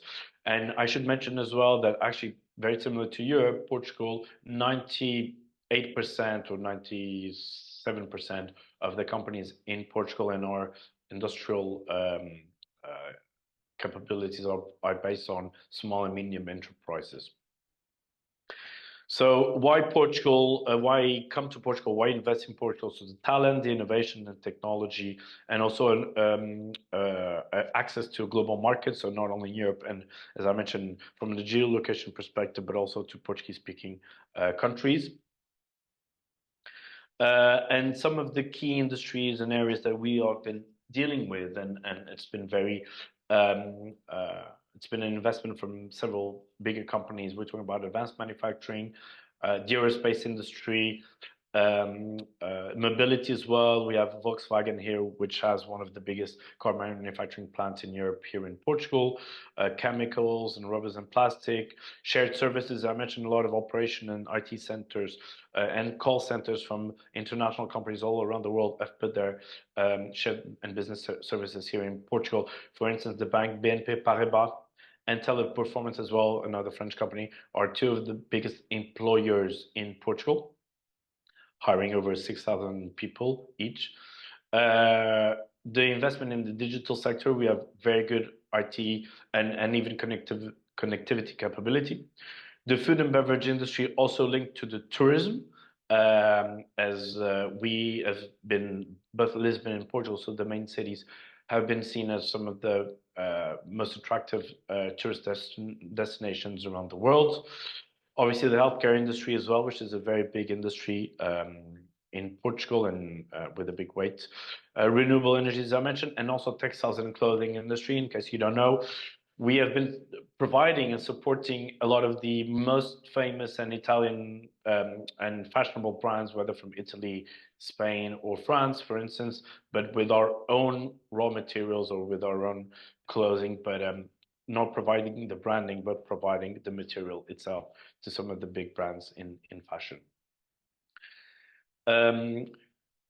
Also, for you to know, and since we're talking about Seeds of Bravery, there's been a lot of Portugal as being a safe, I think it's interesting to say, Portugal being a safe place, stable, secure. We've had, during the Ukraine-Russian war, we've had a lot of Ukrainians coming to Portugal, and there's been a lot of associations also coming up to welcome everyone. So this is one of them, and there's another one also supporting entrepreneurs, which I'll mention in my second take of this session.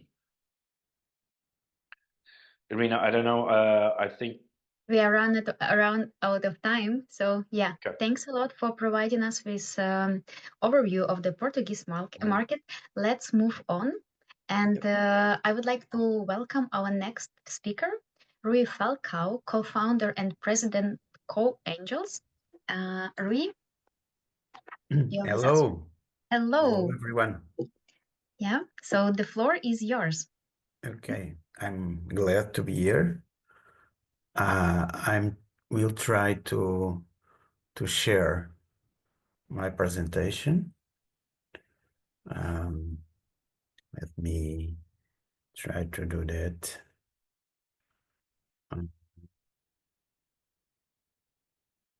Here.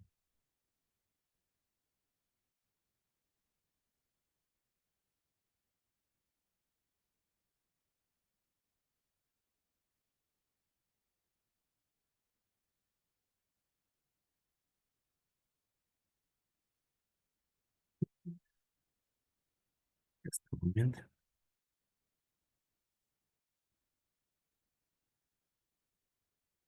So sharing.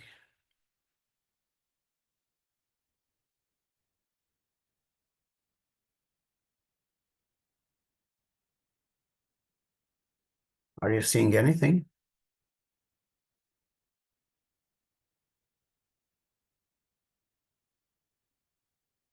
Yes, Are you? yes, we're seeing your presentation, Rui. If you want to Are go you back. seeing my presentation? Yes. Okay. So let's go. Okay. So I'm going to focus more on the investment scene and the investment landscape about what's going on in Portugal. And I would like to ask you a question. Is it difficult putting myself in your side? I believe I am in front of mainly about potential entrepreneurs from Ukraine. So first of all, I want to say that you are very welcome here in Portugal, and we will do the most that we can to support you. And you are welcome in the country also, and we are with you on this crazy war. And I know what it means to be a founder, to be an entrepreneur, and I can imagine what is an entrepreneur in very difficult circumstances. So So my point today here is just to give you an overlook about the investment scene in Portugal and what is happening with the startups that are coming to Portugal or that are created here in Portugal. And in terms of capital raised in the last 5 years, I think we can be proud of what we have reached.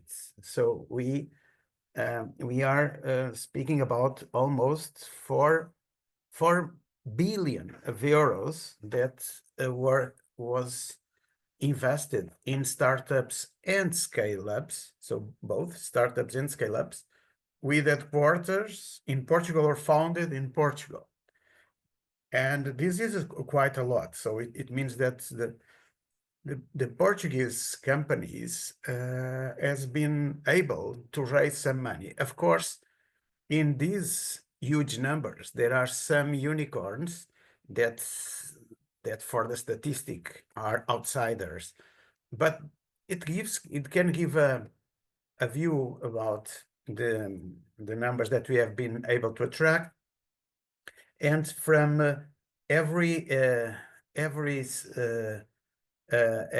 from pre-seed, seed until Series A, Series B. I will come into this later, but in all phases we can you can find you can raise capital here.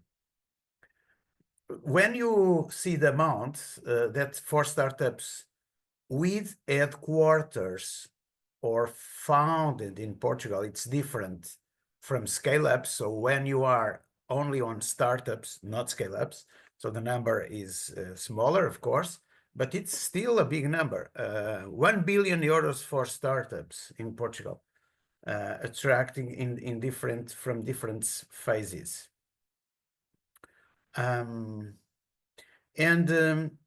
If you can see the number of deals that in the last 5 years that were being in Portugal.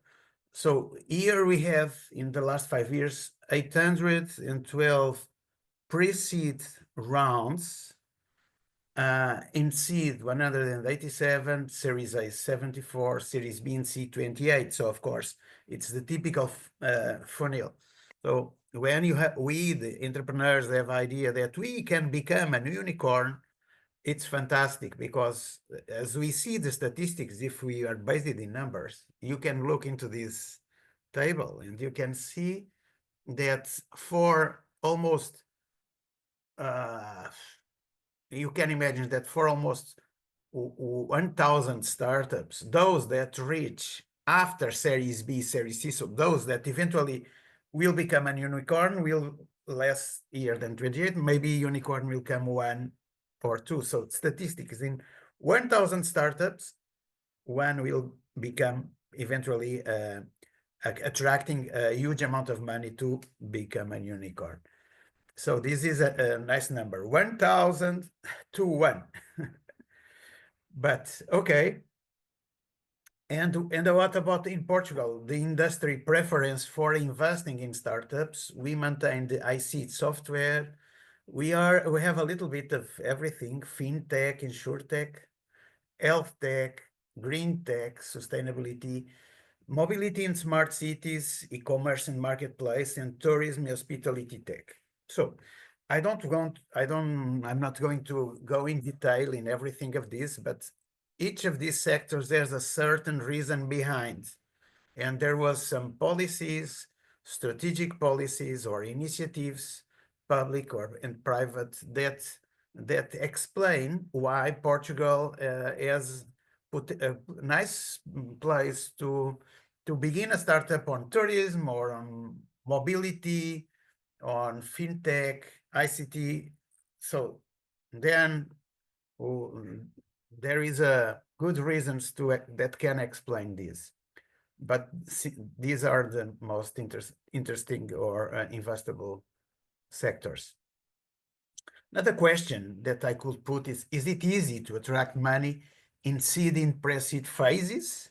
Well, let's go to the numbers again. And here we can see that the way how we can attract money, it's between three type: venture capital or corporate capital or others. And others we have here: crowdfunding, angel investing, accelerators, etc. And we can say that that for a certain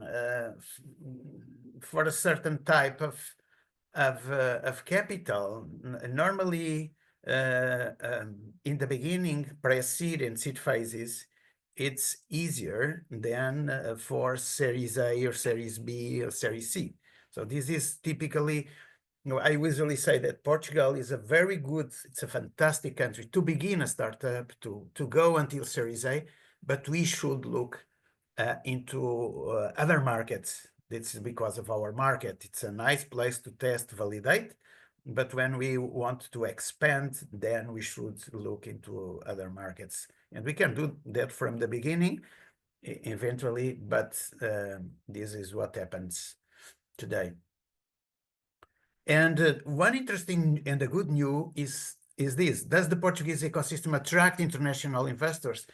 And yes, no, since this is a very good news recently that is growing and growing for several reasons, but we are not attracting people to live here from different professions and the occupations, but also investors. So now Portugal has several people, international investors from United States, from the Nordics, that prefer the South, that prefer the peaceful country to live and come here. So it has been interesting to see the number of foreign investors already coming to Portugal to invest. And since they are here, the startups have more visibility for them, so they can invest. And so the typical round size in Portugal for pre-seed varies between 85K and 300K. So these are numbers that maybe also in some of the other European countries have, but this is the statistics in Portugal. In seed, from 500 to 1.8 million. In Series A, from 4 million to 8 million. And these are the typical numbers that we have been here. Also, a curiosity is about if Portugal is more a country for a SaaS or a business to business or a business to consumer country to invest. And it means it's more clear that there are more deals, much more deals related with business to business. So SaaS and business to business has more it has more attraction for investment than marketing, e-commerce, and B2C. Another curiosity about our country is our geography. So we are a small country, like a rectangle, and we have startups around all the country. So Lisbon, it's a great place to be, but Porto, it's also a great place to be, like Aveiro, Braga. So all the littoral, this is close to the ocean. The map in the close to the ocean is an area that is urban. And in many cases, the prices for an apartment, or renting an apartment or something like are less expensive than Lisbon or Porto. But of course, Lisbon and Porto are the places where the majority of the people are. Does not mean then there are not great entrepreneurs and good and interesting ecosystems in places like Braga, Aveiro, Coimbra, that are also places and where some unicorns of Portugal born already. So this is not only about the big centers.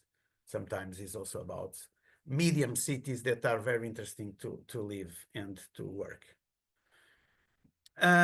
Another thing that I want to say is to speak about the Investors Portugal. This is our Investors Association and represents all the investors in Portugal related with the early stage. Then there is a later stage association, but Investors Portugal is so it's an association that it's good to be in touch with.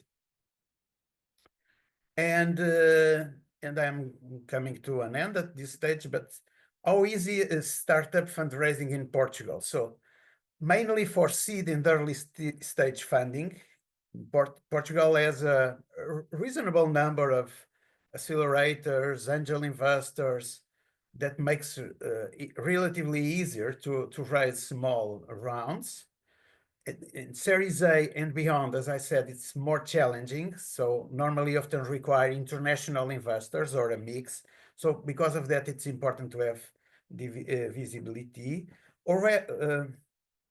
But also it's interesting that we have a lot of pitching opportunities. There are big events like the Web Summits in Lisbon, where comes people from all over the world, and some other events that are occurring. Lisbon is particularly active. There is every week there are some events with entrepreneurs organized by many players. So it's easy to be in touch and you feel an entrepreneur in the middle of the entrepreneurs. Our challenges, it's not always all good. So we still have some bureaucracy that sometimes can slow the process of funding or the process of open a company or some bureaucracy. So this is something that we need to increment. To almost finishing some decisional criteria for investing in startups in Portugal. So when I put myself in the point of view of the investor, what I see, not only for my group of angels, so and I'm connected with more than 300 angels, more than 12 angel groups, but what I see in some of the VCs also. So it's important to have a good founding team. I think important also for a startup to have market potential, so and international scalability.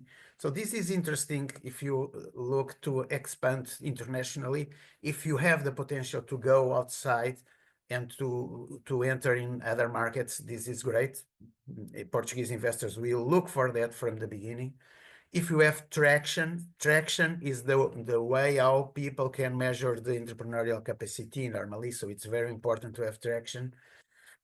Funding, if in Portugal there are circumstances like the innovation, for example, now we have more than 1 billion euros to invest in startups, innovative startups, with the support of the government. 1 billion euros, it's a lot of money for innovative startups. This means that there are some bureaucracy associated. That is, you need to guarantee that you are an innovative startup. Like you need to have a card from an agency, the innovation agency. You need to have two universities that justify that you are an innovative, signing that you are an innovative startup. But it's a lot of money available for innovative startups. And you can see if you have some strategic advantage in your business, and also with you can see some potential exits in the future, and give that perspective that you are in a startup, and eventually identify other partners that in the future could acquire you. This is also very interesting for the investors. To finish, I think if you come here to pitch to Portuguese investors, so try to understand the investor motivations. So it's a little bit of your homework. Try to identify who are they, in what type of company they invest, what are their motivations to invest, what are the programs they use to invest, if they are more innovative or not, if they are more segment in a specific segment or not. So study the investor. Second, adjust your pitch. So if you come to speak with an investor, then you should adjust to the investment thesis. Sometimes we have two types. There are much more, but to simplify, we have two types of people. Some are more money-oriented. Some are more purpose-oriented. And after there is some mix in the middle or mix. But you need to see if what you give is something of what they expect to. So this will be interesting if you do your homework, study them, and adjust your pitch to them. And finally, align your goals and expectations with the investors to see if this marriage will be a good common base to go on. And for now, I'm finished. I think Portugal is a great place to begin a startup. Thank you. Rui, thank you so much for providing us such a detailed overview of Portugal investment landscape. We will move on to our next speaker, which is David. Welcome back. Hello again. Hello again. Yeah, so you can take over and share Yeah, your presentation. I'll share again. Yes, I'll share again back on Thank my you. presentation. So it says who you have to stop sharing, I think. Rui, can While you you're please sharing. stop sharing? There you Yeah. go. Mhm. Perfect.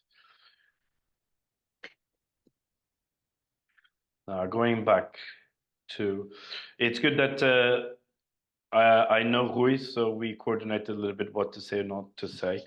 And so I didn't talk about the investment landscape, but there's some of the things that he mentioned that. So the Portuguese support system and innovation ecosystem. So one of the things that we really need to stress out here in Portugal is that we have very good innovation. I mean, and especially a lot of research and science and a lot of innovation that really hasn't come out and people don't know much about it. For instance, I don't know if it's the case, but that sponge that you put around the microphones was invented in Portugal, so it doesn't gather the wind when you speak to the microphone. And we have some really, really good research centers. You have, for instance, Biocamp, which is one of the biggest biotech parks in Europe. You have some high-level international research centers like I3S and Champalimo Foundation. And I mean, Portugal has always been a moderate innovator. It was a time in 2020 when we were a strong innovator, and I like to keep that in mind as almost like nostalgia in the sense that we need to go back there because ever since we've gone down again to moderate innovator, but still we've been trying to put a focus on innovation and on entrepreneurship as well. Just to give you some numbers in case that you know that in Portugal, for instance, we publish as many scientific articles per inhabitant as we do in Germany and UK. So we produce a lot of science in that sense compared to other European universities. We have an average of 2.4 PhDs per 10,000 inhabitants. That's a pretty good average when you compare it to Italy, which is 2.1, and in France, which is 1.8. So we have a lot of PhDs, which means a lot of talents. And again, 7,000 tech students graduate every year from the Portuguese universities. So again, a lot of talent and a lot of skilled labor here. Overall, we have about 38, 40 universities in Portugal. Some of them, they are really focusing on deep tech and tech courses. Of course, we have Instituto Superior Técnico, which is in Lisbon, and FCT Nova as well, University of Coimbra, Porto, UBI in Beira Interior and Aveiro are just to name a few. We have over 30 research institutes, and let's not forget the size of Portugal. So these are pretty good numbers. We have also 17 digital innovation hubs and 30 test beds. This has been launched by our National Innovation Agency, ANI, funded by the Next Gen funds, the European funds, they were launched after COVID. And so we are really trying to digitize our traditional sectors as well, industry sectors, creating these test beds to validate new products and technology. So as Rui was saying before, Portugal is really a great market for you to test your technology, your software, your product within the industry, within whether it's companies, whether it's hospitals, whether it's research centers, to validate your technology and also to make sure that you can integrate it into the European Union markets. We have been investing a lot in education, and more we're having, even on the business perspective and management perspective, universities are now starting to be ranked in the top global rankings across not just Europe, but over worldwide as well. But again, in order to be successful and for ideas and coming from science or spin-offs or university or academia or others, in order to be successful, it's very important to have a good support systems within the ecosystem and for entrepreneurs. And this is definitely something that we have in Portugal. And this all starts with startup Portugal, which is, again, as I mentioned, and where I worked before, the arm of the Ministry of Economy that deals with the entrepreneurial ecosystem. So linking together startups, entrepreneurs, investors, corporates, incubators, and the government itself, being responsible for the national strategy for entrepreneurship and providing insights to implement public policies to drive further innovation in entrepreneurship in Portugal and for Portuguese startups internationally. Some of the initiatives that Startup Portugal has, and I think it'd be interesting to name a few, is the Startup Visa and Tech Visa. That is, if you are the Startup Visa, if you have a startup from outside the European Union and you want to implement the European headquarters in Portugal, you'll get priority in having a residency card in Portugal that will then allow you to move across Europe. And the same for the tech visa, but that is for the tech talent and the employees. If you want to hire people from other markets, whether it can be from Ukraine, it can be from India, it can be from Brazil or elsewhere, these will also have a priority regarding residency cards to come and work and live in Portugal. Then there's been some vouchers for startups, very small tickets of 30,000 euros, but to promote digital and green solutions for startups, Portuguese startups normally, or with Portuguese VAT numbers, or and also vouchers for incubators and accelerators. There's a program called One Stop Shop if you want to reach out to Startup Portugal and understand a little bit more about the Portuguese ecosystem. Also recommend, if you are thinking about coming to Portugal, to use it. And you go to their website and you can book an appointment straight away. And then obviously we've been promoting Portuguese startups or startups that are based in Portugal. They don't all have to be Portuguese.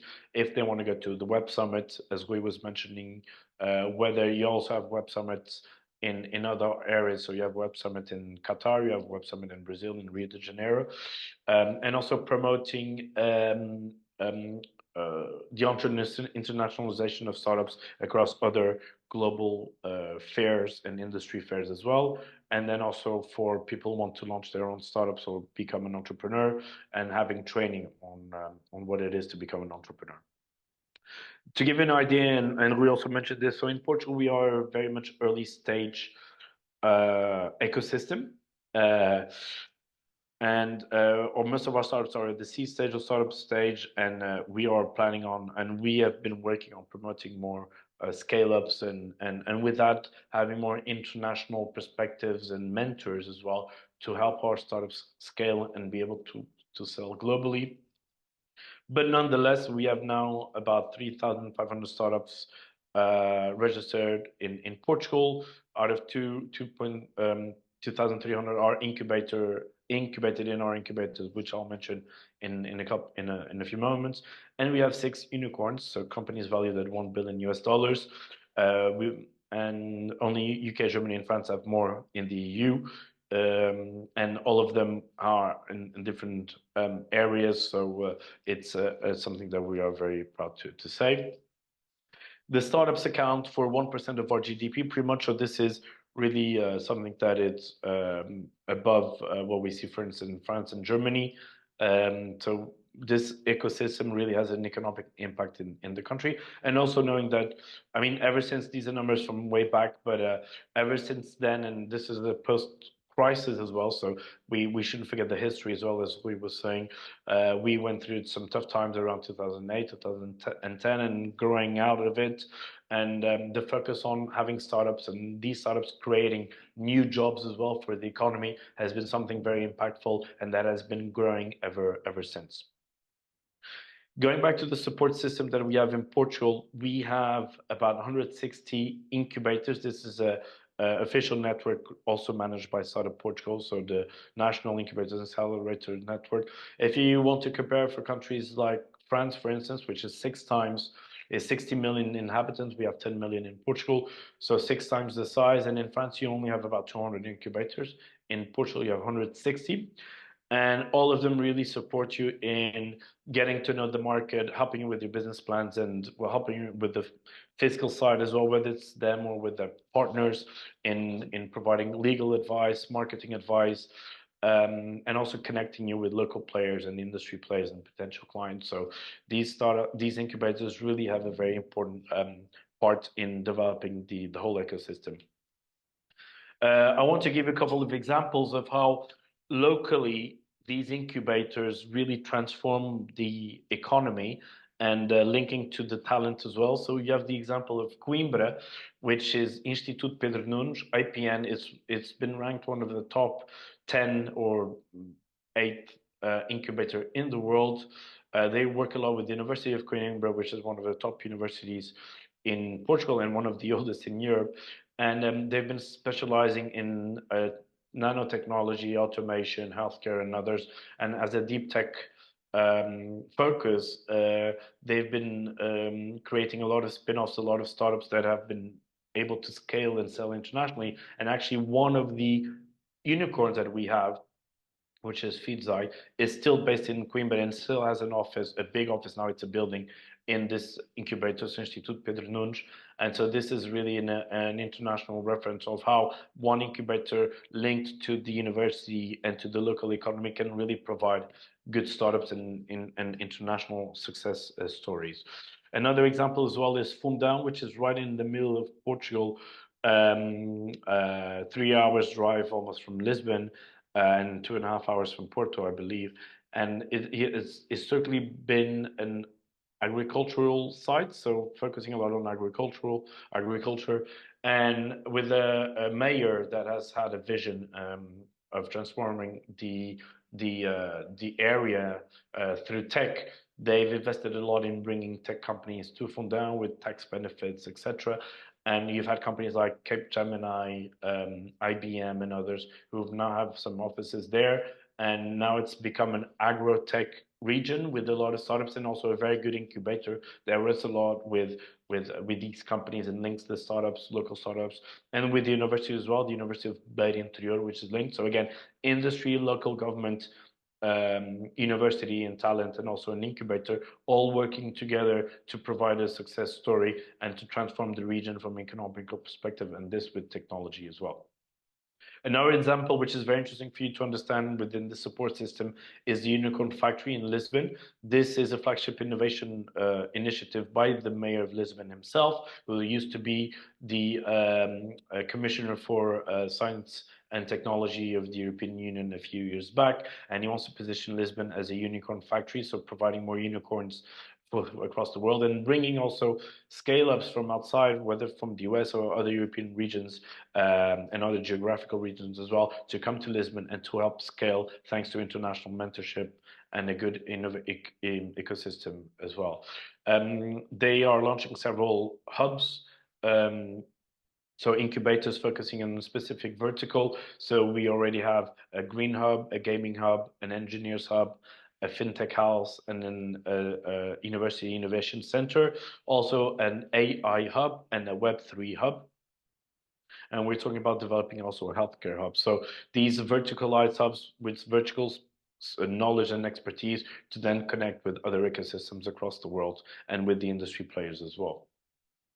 Obviously, apart from the incubators, we also have accelerators and acceleration programs, which are very interesting and accept a lot of international candidates and startups. So if you would like to apply as a test to see how Portugal works and the ecosystem works, feel free. You have a Protecting, which is for healthcare and insurance as well, InsurTech. You have the Scaling Up program with the Unicorn Factory in Lisbon. May is focusing on social impact. Born from Knowledge, which is focusing on academia-based and science-based innovations, and then you have also events and conferences like the SIM, which is Startups and Investment Matching Conference, and also Scale Up Porto, linked to the city of Porto. So even the cities themselves and local governments are very open to innovation and also providing their own acceleration program to test and try new startups and new technologies.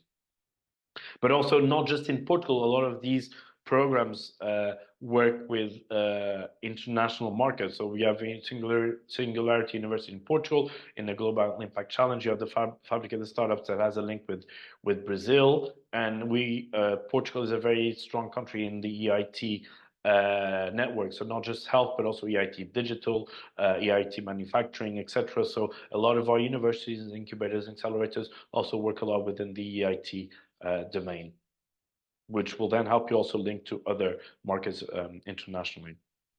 And as Guy was mentioning, there's no better way than trying to, if you are in tech or deep tech and you're a startup or a founder or you want to work in the startup, there's no better way than coming to Lisbon during the Web Summit, where international investors, international startups, even companies as well, they meet. Even if you don't get a ticket to Web Summit, and we understand it can be expensive, we recommend you come to Lisbon during those dates, because there's a lot of side events, a lot of meetups. And you can always meet up with these people, whether it's in those events or just in Lisbon, across or all across the city. And already this year, the dates are fixed for the 10th to the 13th of November. And it's a great way to feel the vibe of the city, to understand how the ecosystem works, to make connections as well, of course, whether it's with investors again or with potential partners. So it's a great way also to test and to see how the city, but also again, the Portugal as a country can work and can implement. And again, we're happy to, again, there's several communities that have been very arms open, let's say, to Ukrainian communities. And there's one platform to support Ukrainian entrepreneurs and startups in Portugal. So other tech founders that are here that want to support each other and to understand how it works, and even simply to the most simple things that we understand what it's like when you come to a new country, which is you need to find a house, you need to find a school, whether for your children eventually, you need to have help with legal papers, etc. So these communities work very well and have an impact in welcoming Ukrainians or obviously other internationals who want to come to Portugal. So this is it, and thank you very much, and we hope we've gathered some appetite from your side to come to visit Portugal. Thank you, David. Thank you so much for such a detailed overview of Portugal's startup ecosystem and infrastructure. And now we are approaching the last part of our workshop as a discussion on the market opportunities and hot industry sectors. And I would like to invite Rui as a second panelist, and also my colleague Omalola as a moderator of this discussion. Thank you, Irina. Hi, Lola. Yeah. Hi, David. Hi, Rui. And yeah, thank you both for staying this far, and thank you all for staying with us this far, and also to David and Rui for the presentations that has been made. It's been very insightful, and I've really enjoyed. It's like you took me through the journey of Portugal and really understanding what it means to be a startup within the Portugal market, right? Yeah, I think just to start up this this discussion, I think I would like to open it with a question that just came to my head when you were presenting initially, David, about the language, right? Because during the earlier session that we had on the Spanish market, a major discussion was had around the language barrier and how startups struggle when it comes to integrating with the market. And it was actually mentioned during that session that it's nice to have for startups to employ a Spanish set person to lead the sales team, to be able to communicate, to be able to help them navigate through the market. So now bringing it back to the Portuguese market. So I would just, because you did mention that everybody speaks English in Portugal, right? I mean, that's also been my experience when it comes to meeting a lot of Portuguese people. But then when it comes to being in the market itself and doing business in the market, for example, Rui mentioned about the bureaucracy, that there is a lot of bureaucracy in Portugal. So now bring the language. Everything is in Portuguese, I guess, when it comes to the official. So how does that really translate to a startup that we're telling, like, okay, come to Portugal, there is no language barrier, there is no, everybody speaks English. But then when it comes to doing business, is this really the case for a startup? Or what else do they have to keep in mind when it comes to the language barrier? Or do they just have to take out of their head that there is no language barrier when it comes to doing business in Portugal? I mean, well, I don't know if you mind me starting, but I think basically, and I've been helping a lot of startups, and mainly in healthcare, which is my area, come to do business in Portugal. So and it's true. Let's be honest. When it comes to having meetings, I would say And I also help startups go to Spain. So, and I've lived in Spain for 7 years, so I can even compare. But when it comes to doing business meetings in Portugal, I would say 90% of the meetings can be in English, and people understand whichever field you are, especially if you're in tech. I would almost say up to 100%, but I work mainly in healthcare, and sometimes I feel like about 10% of those meetings they need to be a little bit translated, or where I support with the language. But overall, everyone can understand each other just working in English. Obviously, that when it comes to formalizing contracts, and from whether it's a business contract, whether it's an individual contract, if you want to buy a house or do a rent a house or any type of legal agreement, obviously that always is linked to the national language, right? It's in Portuguese, it has to be with the national law. But you do have whether it's the person who's doing the real estate with you, and they can translate the contract or say or translate what it says, but also you have a lot of entities and services, consulting services, who can help you, and legal settlement who will then translate that to you. So I'd say, whereas in Spain, when I go to Spain and I do meetings in Spain, I would say almost 70% of the meetings, 60 to 7 can be in English, but the other 30-40% have to be in Spanish. In Portugal, it's the other way around. I mean, the other way around. It's much easier, whereas at least 90% of the meeting can be in English. Obviously, when it comes to contracts and formalizing it, it'll be all in Portuguese. But I have had, I'm trying to think with some companies, if you can have employment contracts in English, if they're international companies eventually. But I mean, I'm not a legal expert in that sense. But honestly, I think even a lot of our, okay, this is an interesting point. A lot of our public administration and government institutes and institutions, if you want to do your social security, if you want to pay your taxes, if you want to do your finances, etc., a lot of them, the websites are already translated into English as well. You have that option. So I think dealing with government entities also is easier in that sense. And you're not always going to find someone on the other side of the line, if you want to call them, who speaks English, but then they will find someone who speaks English and then will explain for you things for you. So whether it's to do business, to live, I would say just speaking English, it's easy. We've seen a lot of expats from the US and others who come to live here and they don't speak a word of English. Obviously, that the final layer when it comes to signing contracts, whatever it is, individually or professionally, those contracts would be in Portuguese, but then you can always have a translation, official translation next to it. Cool. I don't know if you want to add something to this. Yeah, thank you, David. Yes, I think I can add a little bit. So I think it's not only a question of the language, and maybe language is important, I think, but it's also what it comes living in another country that it's not our, and this is much more about the culture and about the laws, the way, the procedures. So when you come from another country that is being used to have certain type of procedure, maybe you understand that doing something here, like creating a company, is another type of procedure. Also, when you put money or invest in a company, it's different from the way this is done in Italy or in UK or in Germany. So despite or on top of the language barrier, you have the culture barrier. So, and the way how people think and operate normally, even when you are working in a team with people that here maybe people can begin the week and you go to work and people ask you, oh, how is it going on your weekend? And you can, what? Are you asking how was my weekend? Well, but this can be something normal because we have thrive culturally. We are people that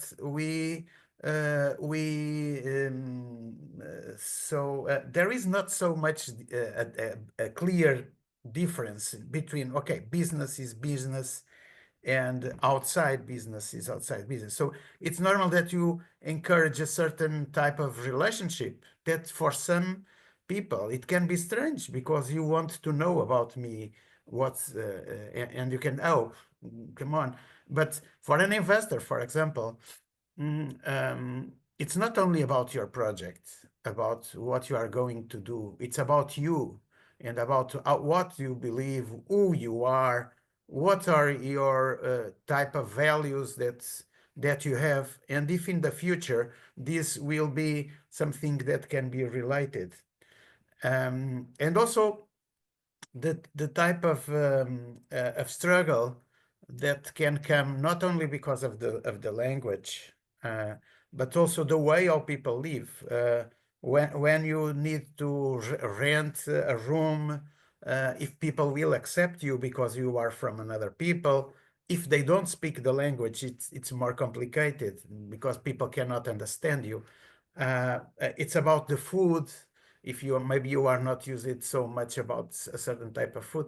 So there are, despite Portugal, I think, and Spain, I think also, that we are very open-minded. So we are used to incorporate people from different regions, from Brazil, from Africa, in Spain, from Latin America, from India, Portuguese colonies in India. So it's very multinational. So in this way, the cultural thing, I think it has a good fit. But when you come to business, I think it's good to have someone not that he knows Portuguese, but or Spanish, but he knows the culture.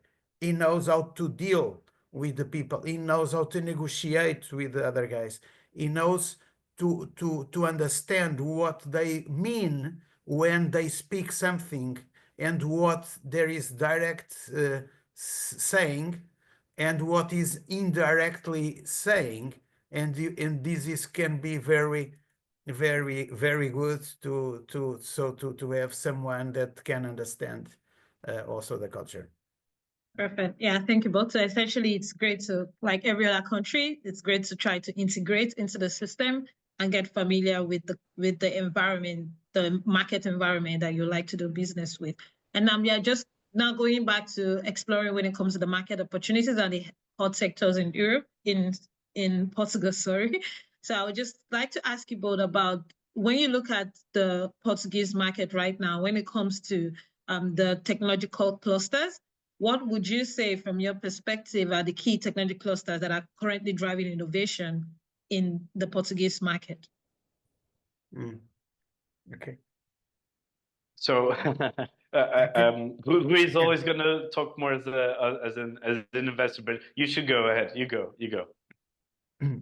Okay. So I think there are some obvious fit with the Portuguese environment and what we already have, and we are diversifying a lot. So in terms of high valued research and coming out from universities, now patents in some areas. We have some strong areas. That okay, we can say okay, metallomechanics that were play in the north of Portugal, Cork plays a role. You can say the obvious tourism has incremented a lot, so everything related with the tourism is something that may have a fit. The health, there are some clusters that are relevant in terms of health now. And digitalization. I think to understand this, what's happening in Portugal. Some years ago in Portugal, we have an entrepreneur that at a certain moment went to the government and they begin to do something in the government and the public services with an entrepreneurial mindset. And that was important because we had a technological plan. And for example, one of the outcomes of that was develop the digital cities. So there was a lot of money, almost 1 billion euros, that went to cities, concrete regions, to develop the digitalization, everything related with the city. So, for example, what means today smart cities, the concept of smart cities digitalization is something that we have some regions that are well prepared to do that. Of course, also fintech, it's curious. I don't know maybe why that, but maybe we have a relatively strong bank ecosystem. And there is some fintech companies that were growing quite well and were becoming international, and some of them become unicorns. And that's interesting, but they become unicorns not because they sell in Portugal. So Portugal, I think it's have a good equilibrium of sectors, and but they don't have enough. They are not enough because of our markets. That's a small country to have a big trend, but also maybe another interesting sector related with health that comes with aging, elderly people with quality of life. So many people are coming to live in our countries, not only because of the sun and the climate, but okay, because you can have a good quality of life. So what's going to see about living, building, construction of systems that are that are also sustainable. So I think the sustainability is playing also a key role. Many people that come here because the nature, the sun, the ocean.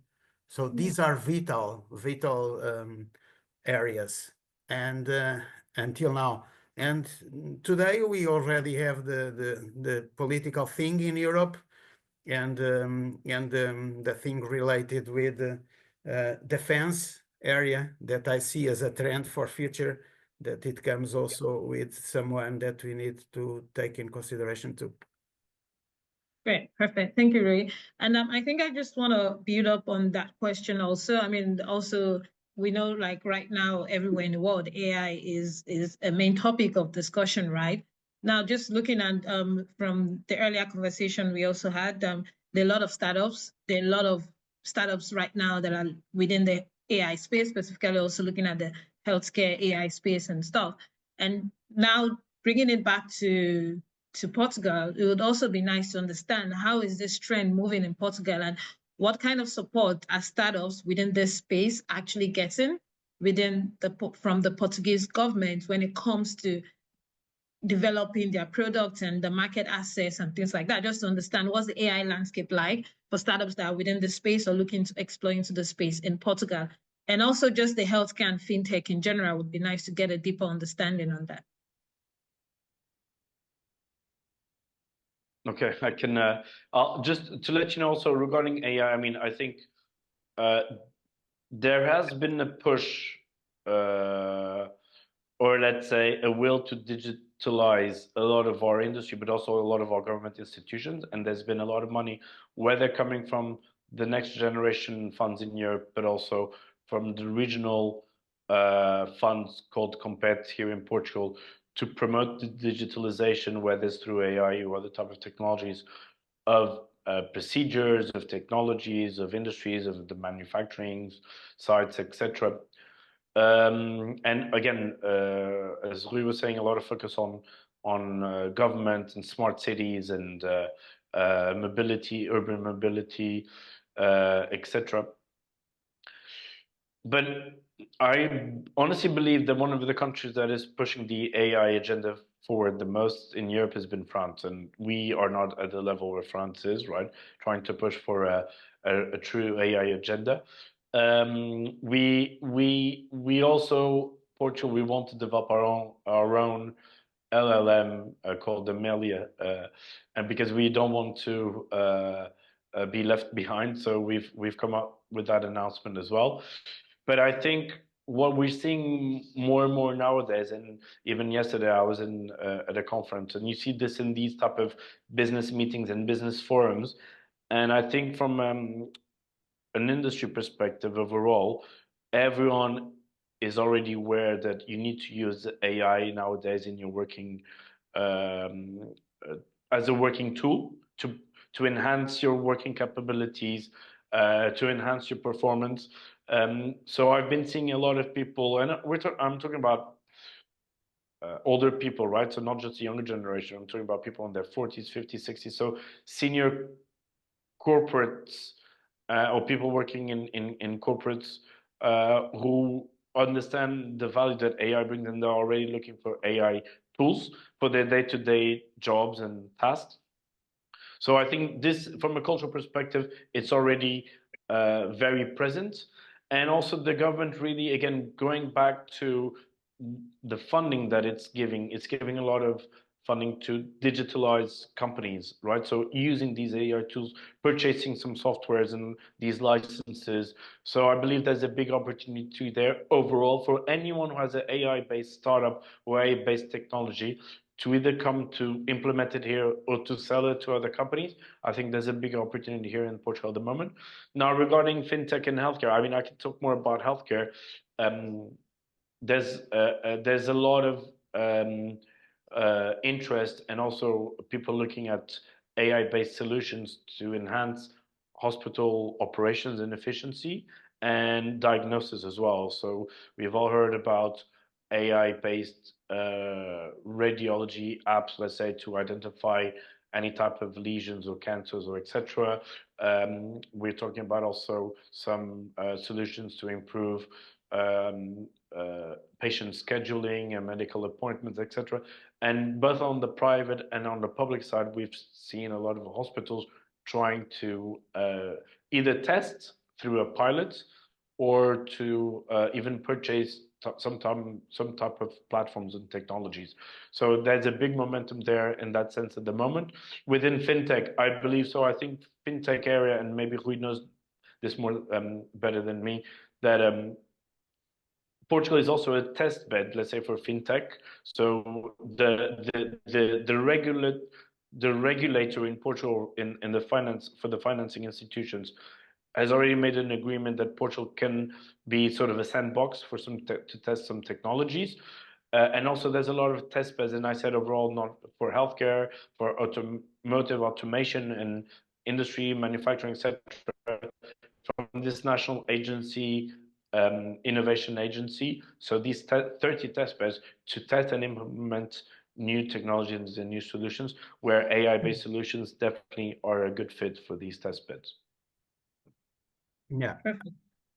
Maybe I also want to add something. I think every ecosystem, I think we also need to look into the things not only from the governmental side. And sometimes we use and abuse about expectations about what government can do for the ecosystems, when the biggest and successful ecosystems do not depend so much of the governments. They depend more of the actors and mainly the entrepreneurs. And I think a lot of things are going on that is organized by people, by the entrepreneurs and by the associations or the local people that are creating things. I just want to give you two examples that are happening now in Portugal. One, and it's curious that we are doing this in this day, because this day today it's being launched an acceleration program. So the inscriptions are just begin today in Oporto for an acceleration program related with cybersecurity and artificial intelligence. So it's particularly this program. So it's supported. It's created by an entrepreneur that was Brazilian, moved to Portugal, and they begin creating this program in Oporto with the support of the Portuguese government already and the support of the community. So it's a typical example of one person that is an entrepreneur that begin here with a nice idea and make things happen. So I invite the people that want maybe that are from this area, that interesting, consider I left the Acelera incogio.com, so I put here in the chat. So Lola, maybe after you can spread this link to the people that could be eventually interested. And another good example happens in Algarve that I have participated in last week. What happened in Algarve, it was also amazing. It was another entrepreneur, so not depending of government, that he decided to, so many people, so many investors from outside the country coming into Algarve, big guys, millionaires, some billionaires. I've been in a house that was incredible, amazing, a billionaire house of people that are living in Algarve.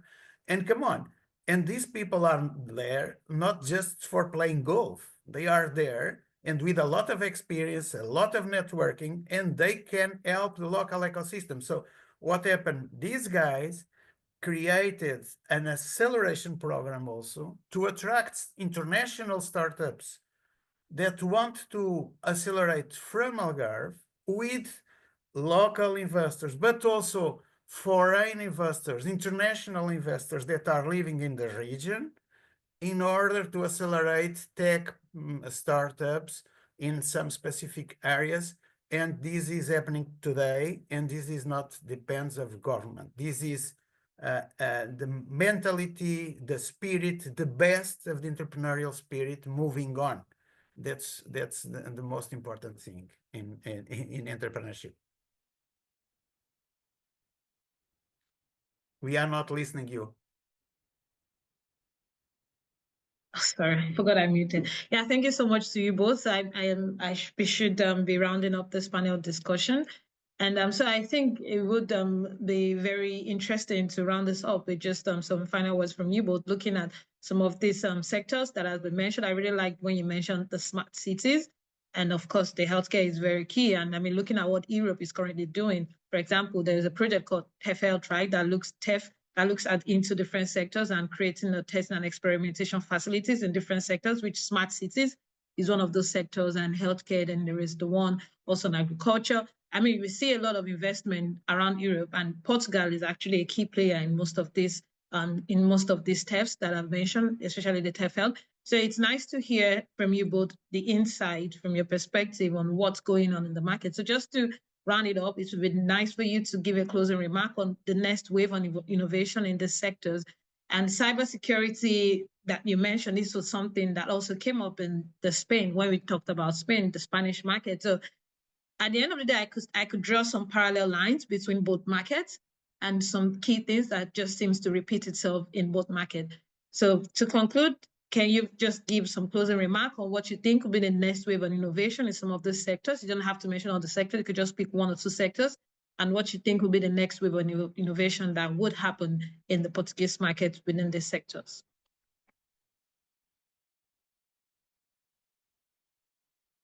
You're muted, David. Yeah, sorry. So I'll start. I mean, obviously, I'll focus more on healthcare, which is my sector. I think the biggest wave of innovation that we can see, and because of this need, is the digitalization and something that I like to say, the decentralization of healthcare. When I mean decentralization of healthcare, is understanding that it's not bearable anymore for European healthcare systems, and even more so in Portugal, to have people coming to the hospitals to whether it's in an emergency room or to get treatment or to stay in hospital beds. We need to move people outside of their hospital, so into their homes and provide care at home. So we're seeing a big transition to home care. But also, when I mean decentralization, is not just taking the care outside of the hospital into people's homes. It's also, from a political perspective, you have more and more, like the Nordic regions, you have the municipalities, so the town halls, who are dealing with primary care and the healthcare centers for the GPs.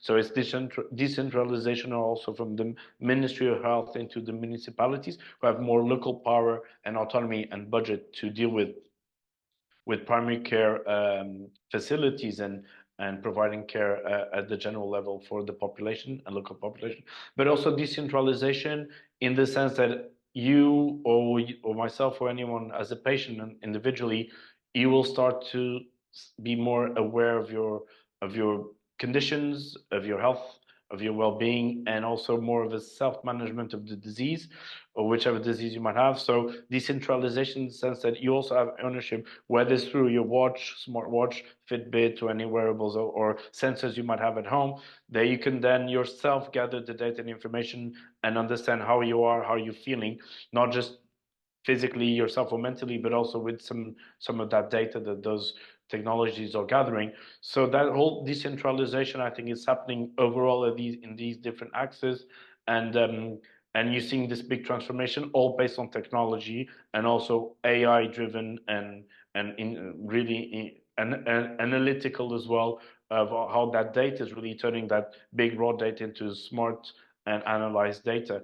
And we're seeing this transition both in the public sector but also the private sector. So I think there's a big opportunity in that sense, as people are, and that goes beyond healthcare, is people are, we said that a lot in healthcare, but I think it's becoming real and very self-conscious across all industries.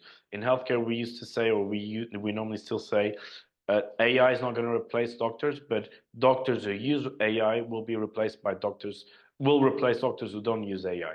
So in order to stay competitive, you need to use AI. I think now you can say that to any other industry. So anyone who works with AI will replace people who don't use AI. So AI, whether it's individually as a tool for your work or within companies, I think it's something that is really happening at the moment in Portugal.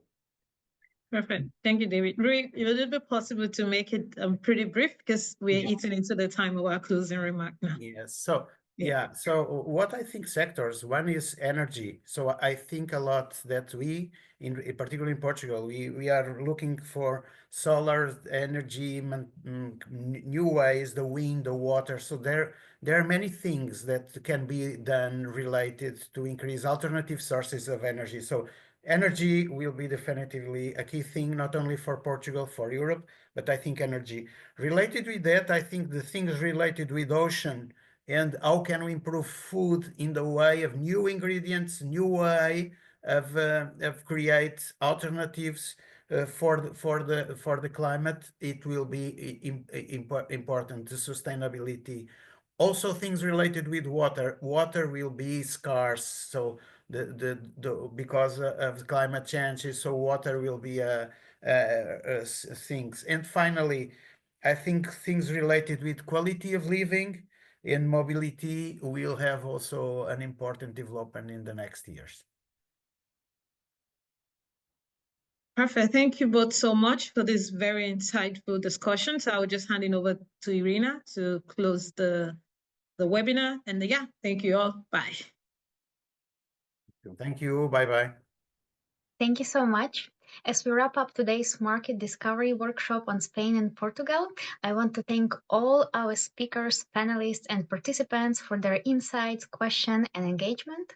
Over a 3-hour session, we explored the economic landscape, investment trends, and startup ecosystem of these two dynamic markets. So it is clear that both countries offer exciting opportunities for growth and innovation. So this workshop was organized under Seeds of Bravery program, which is founded by European Innovation Council and European Union. And the organizers of these workshops are EIT Health together with Access Big. And just to keep you updated, we are planning soon, 3 upcoming market discovery workshops about Ukrainian market, African market, and UK market. So please check full details on Seeds of Bravery website. And also, we have 14 market discovery workshop videos covering 19 countries available on Seeds of Bravery YouTube channel. So let's stay in touch, and thank you so much. Thank you, Irina. Thank you, everybody. Bye-bye. Bye-bye.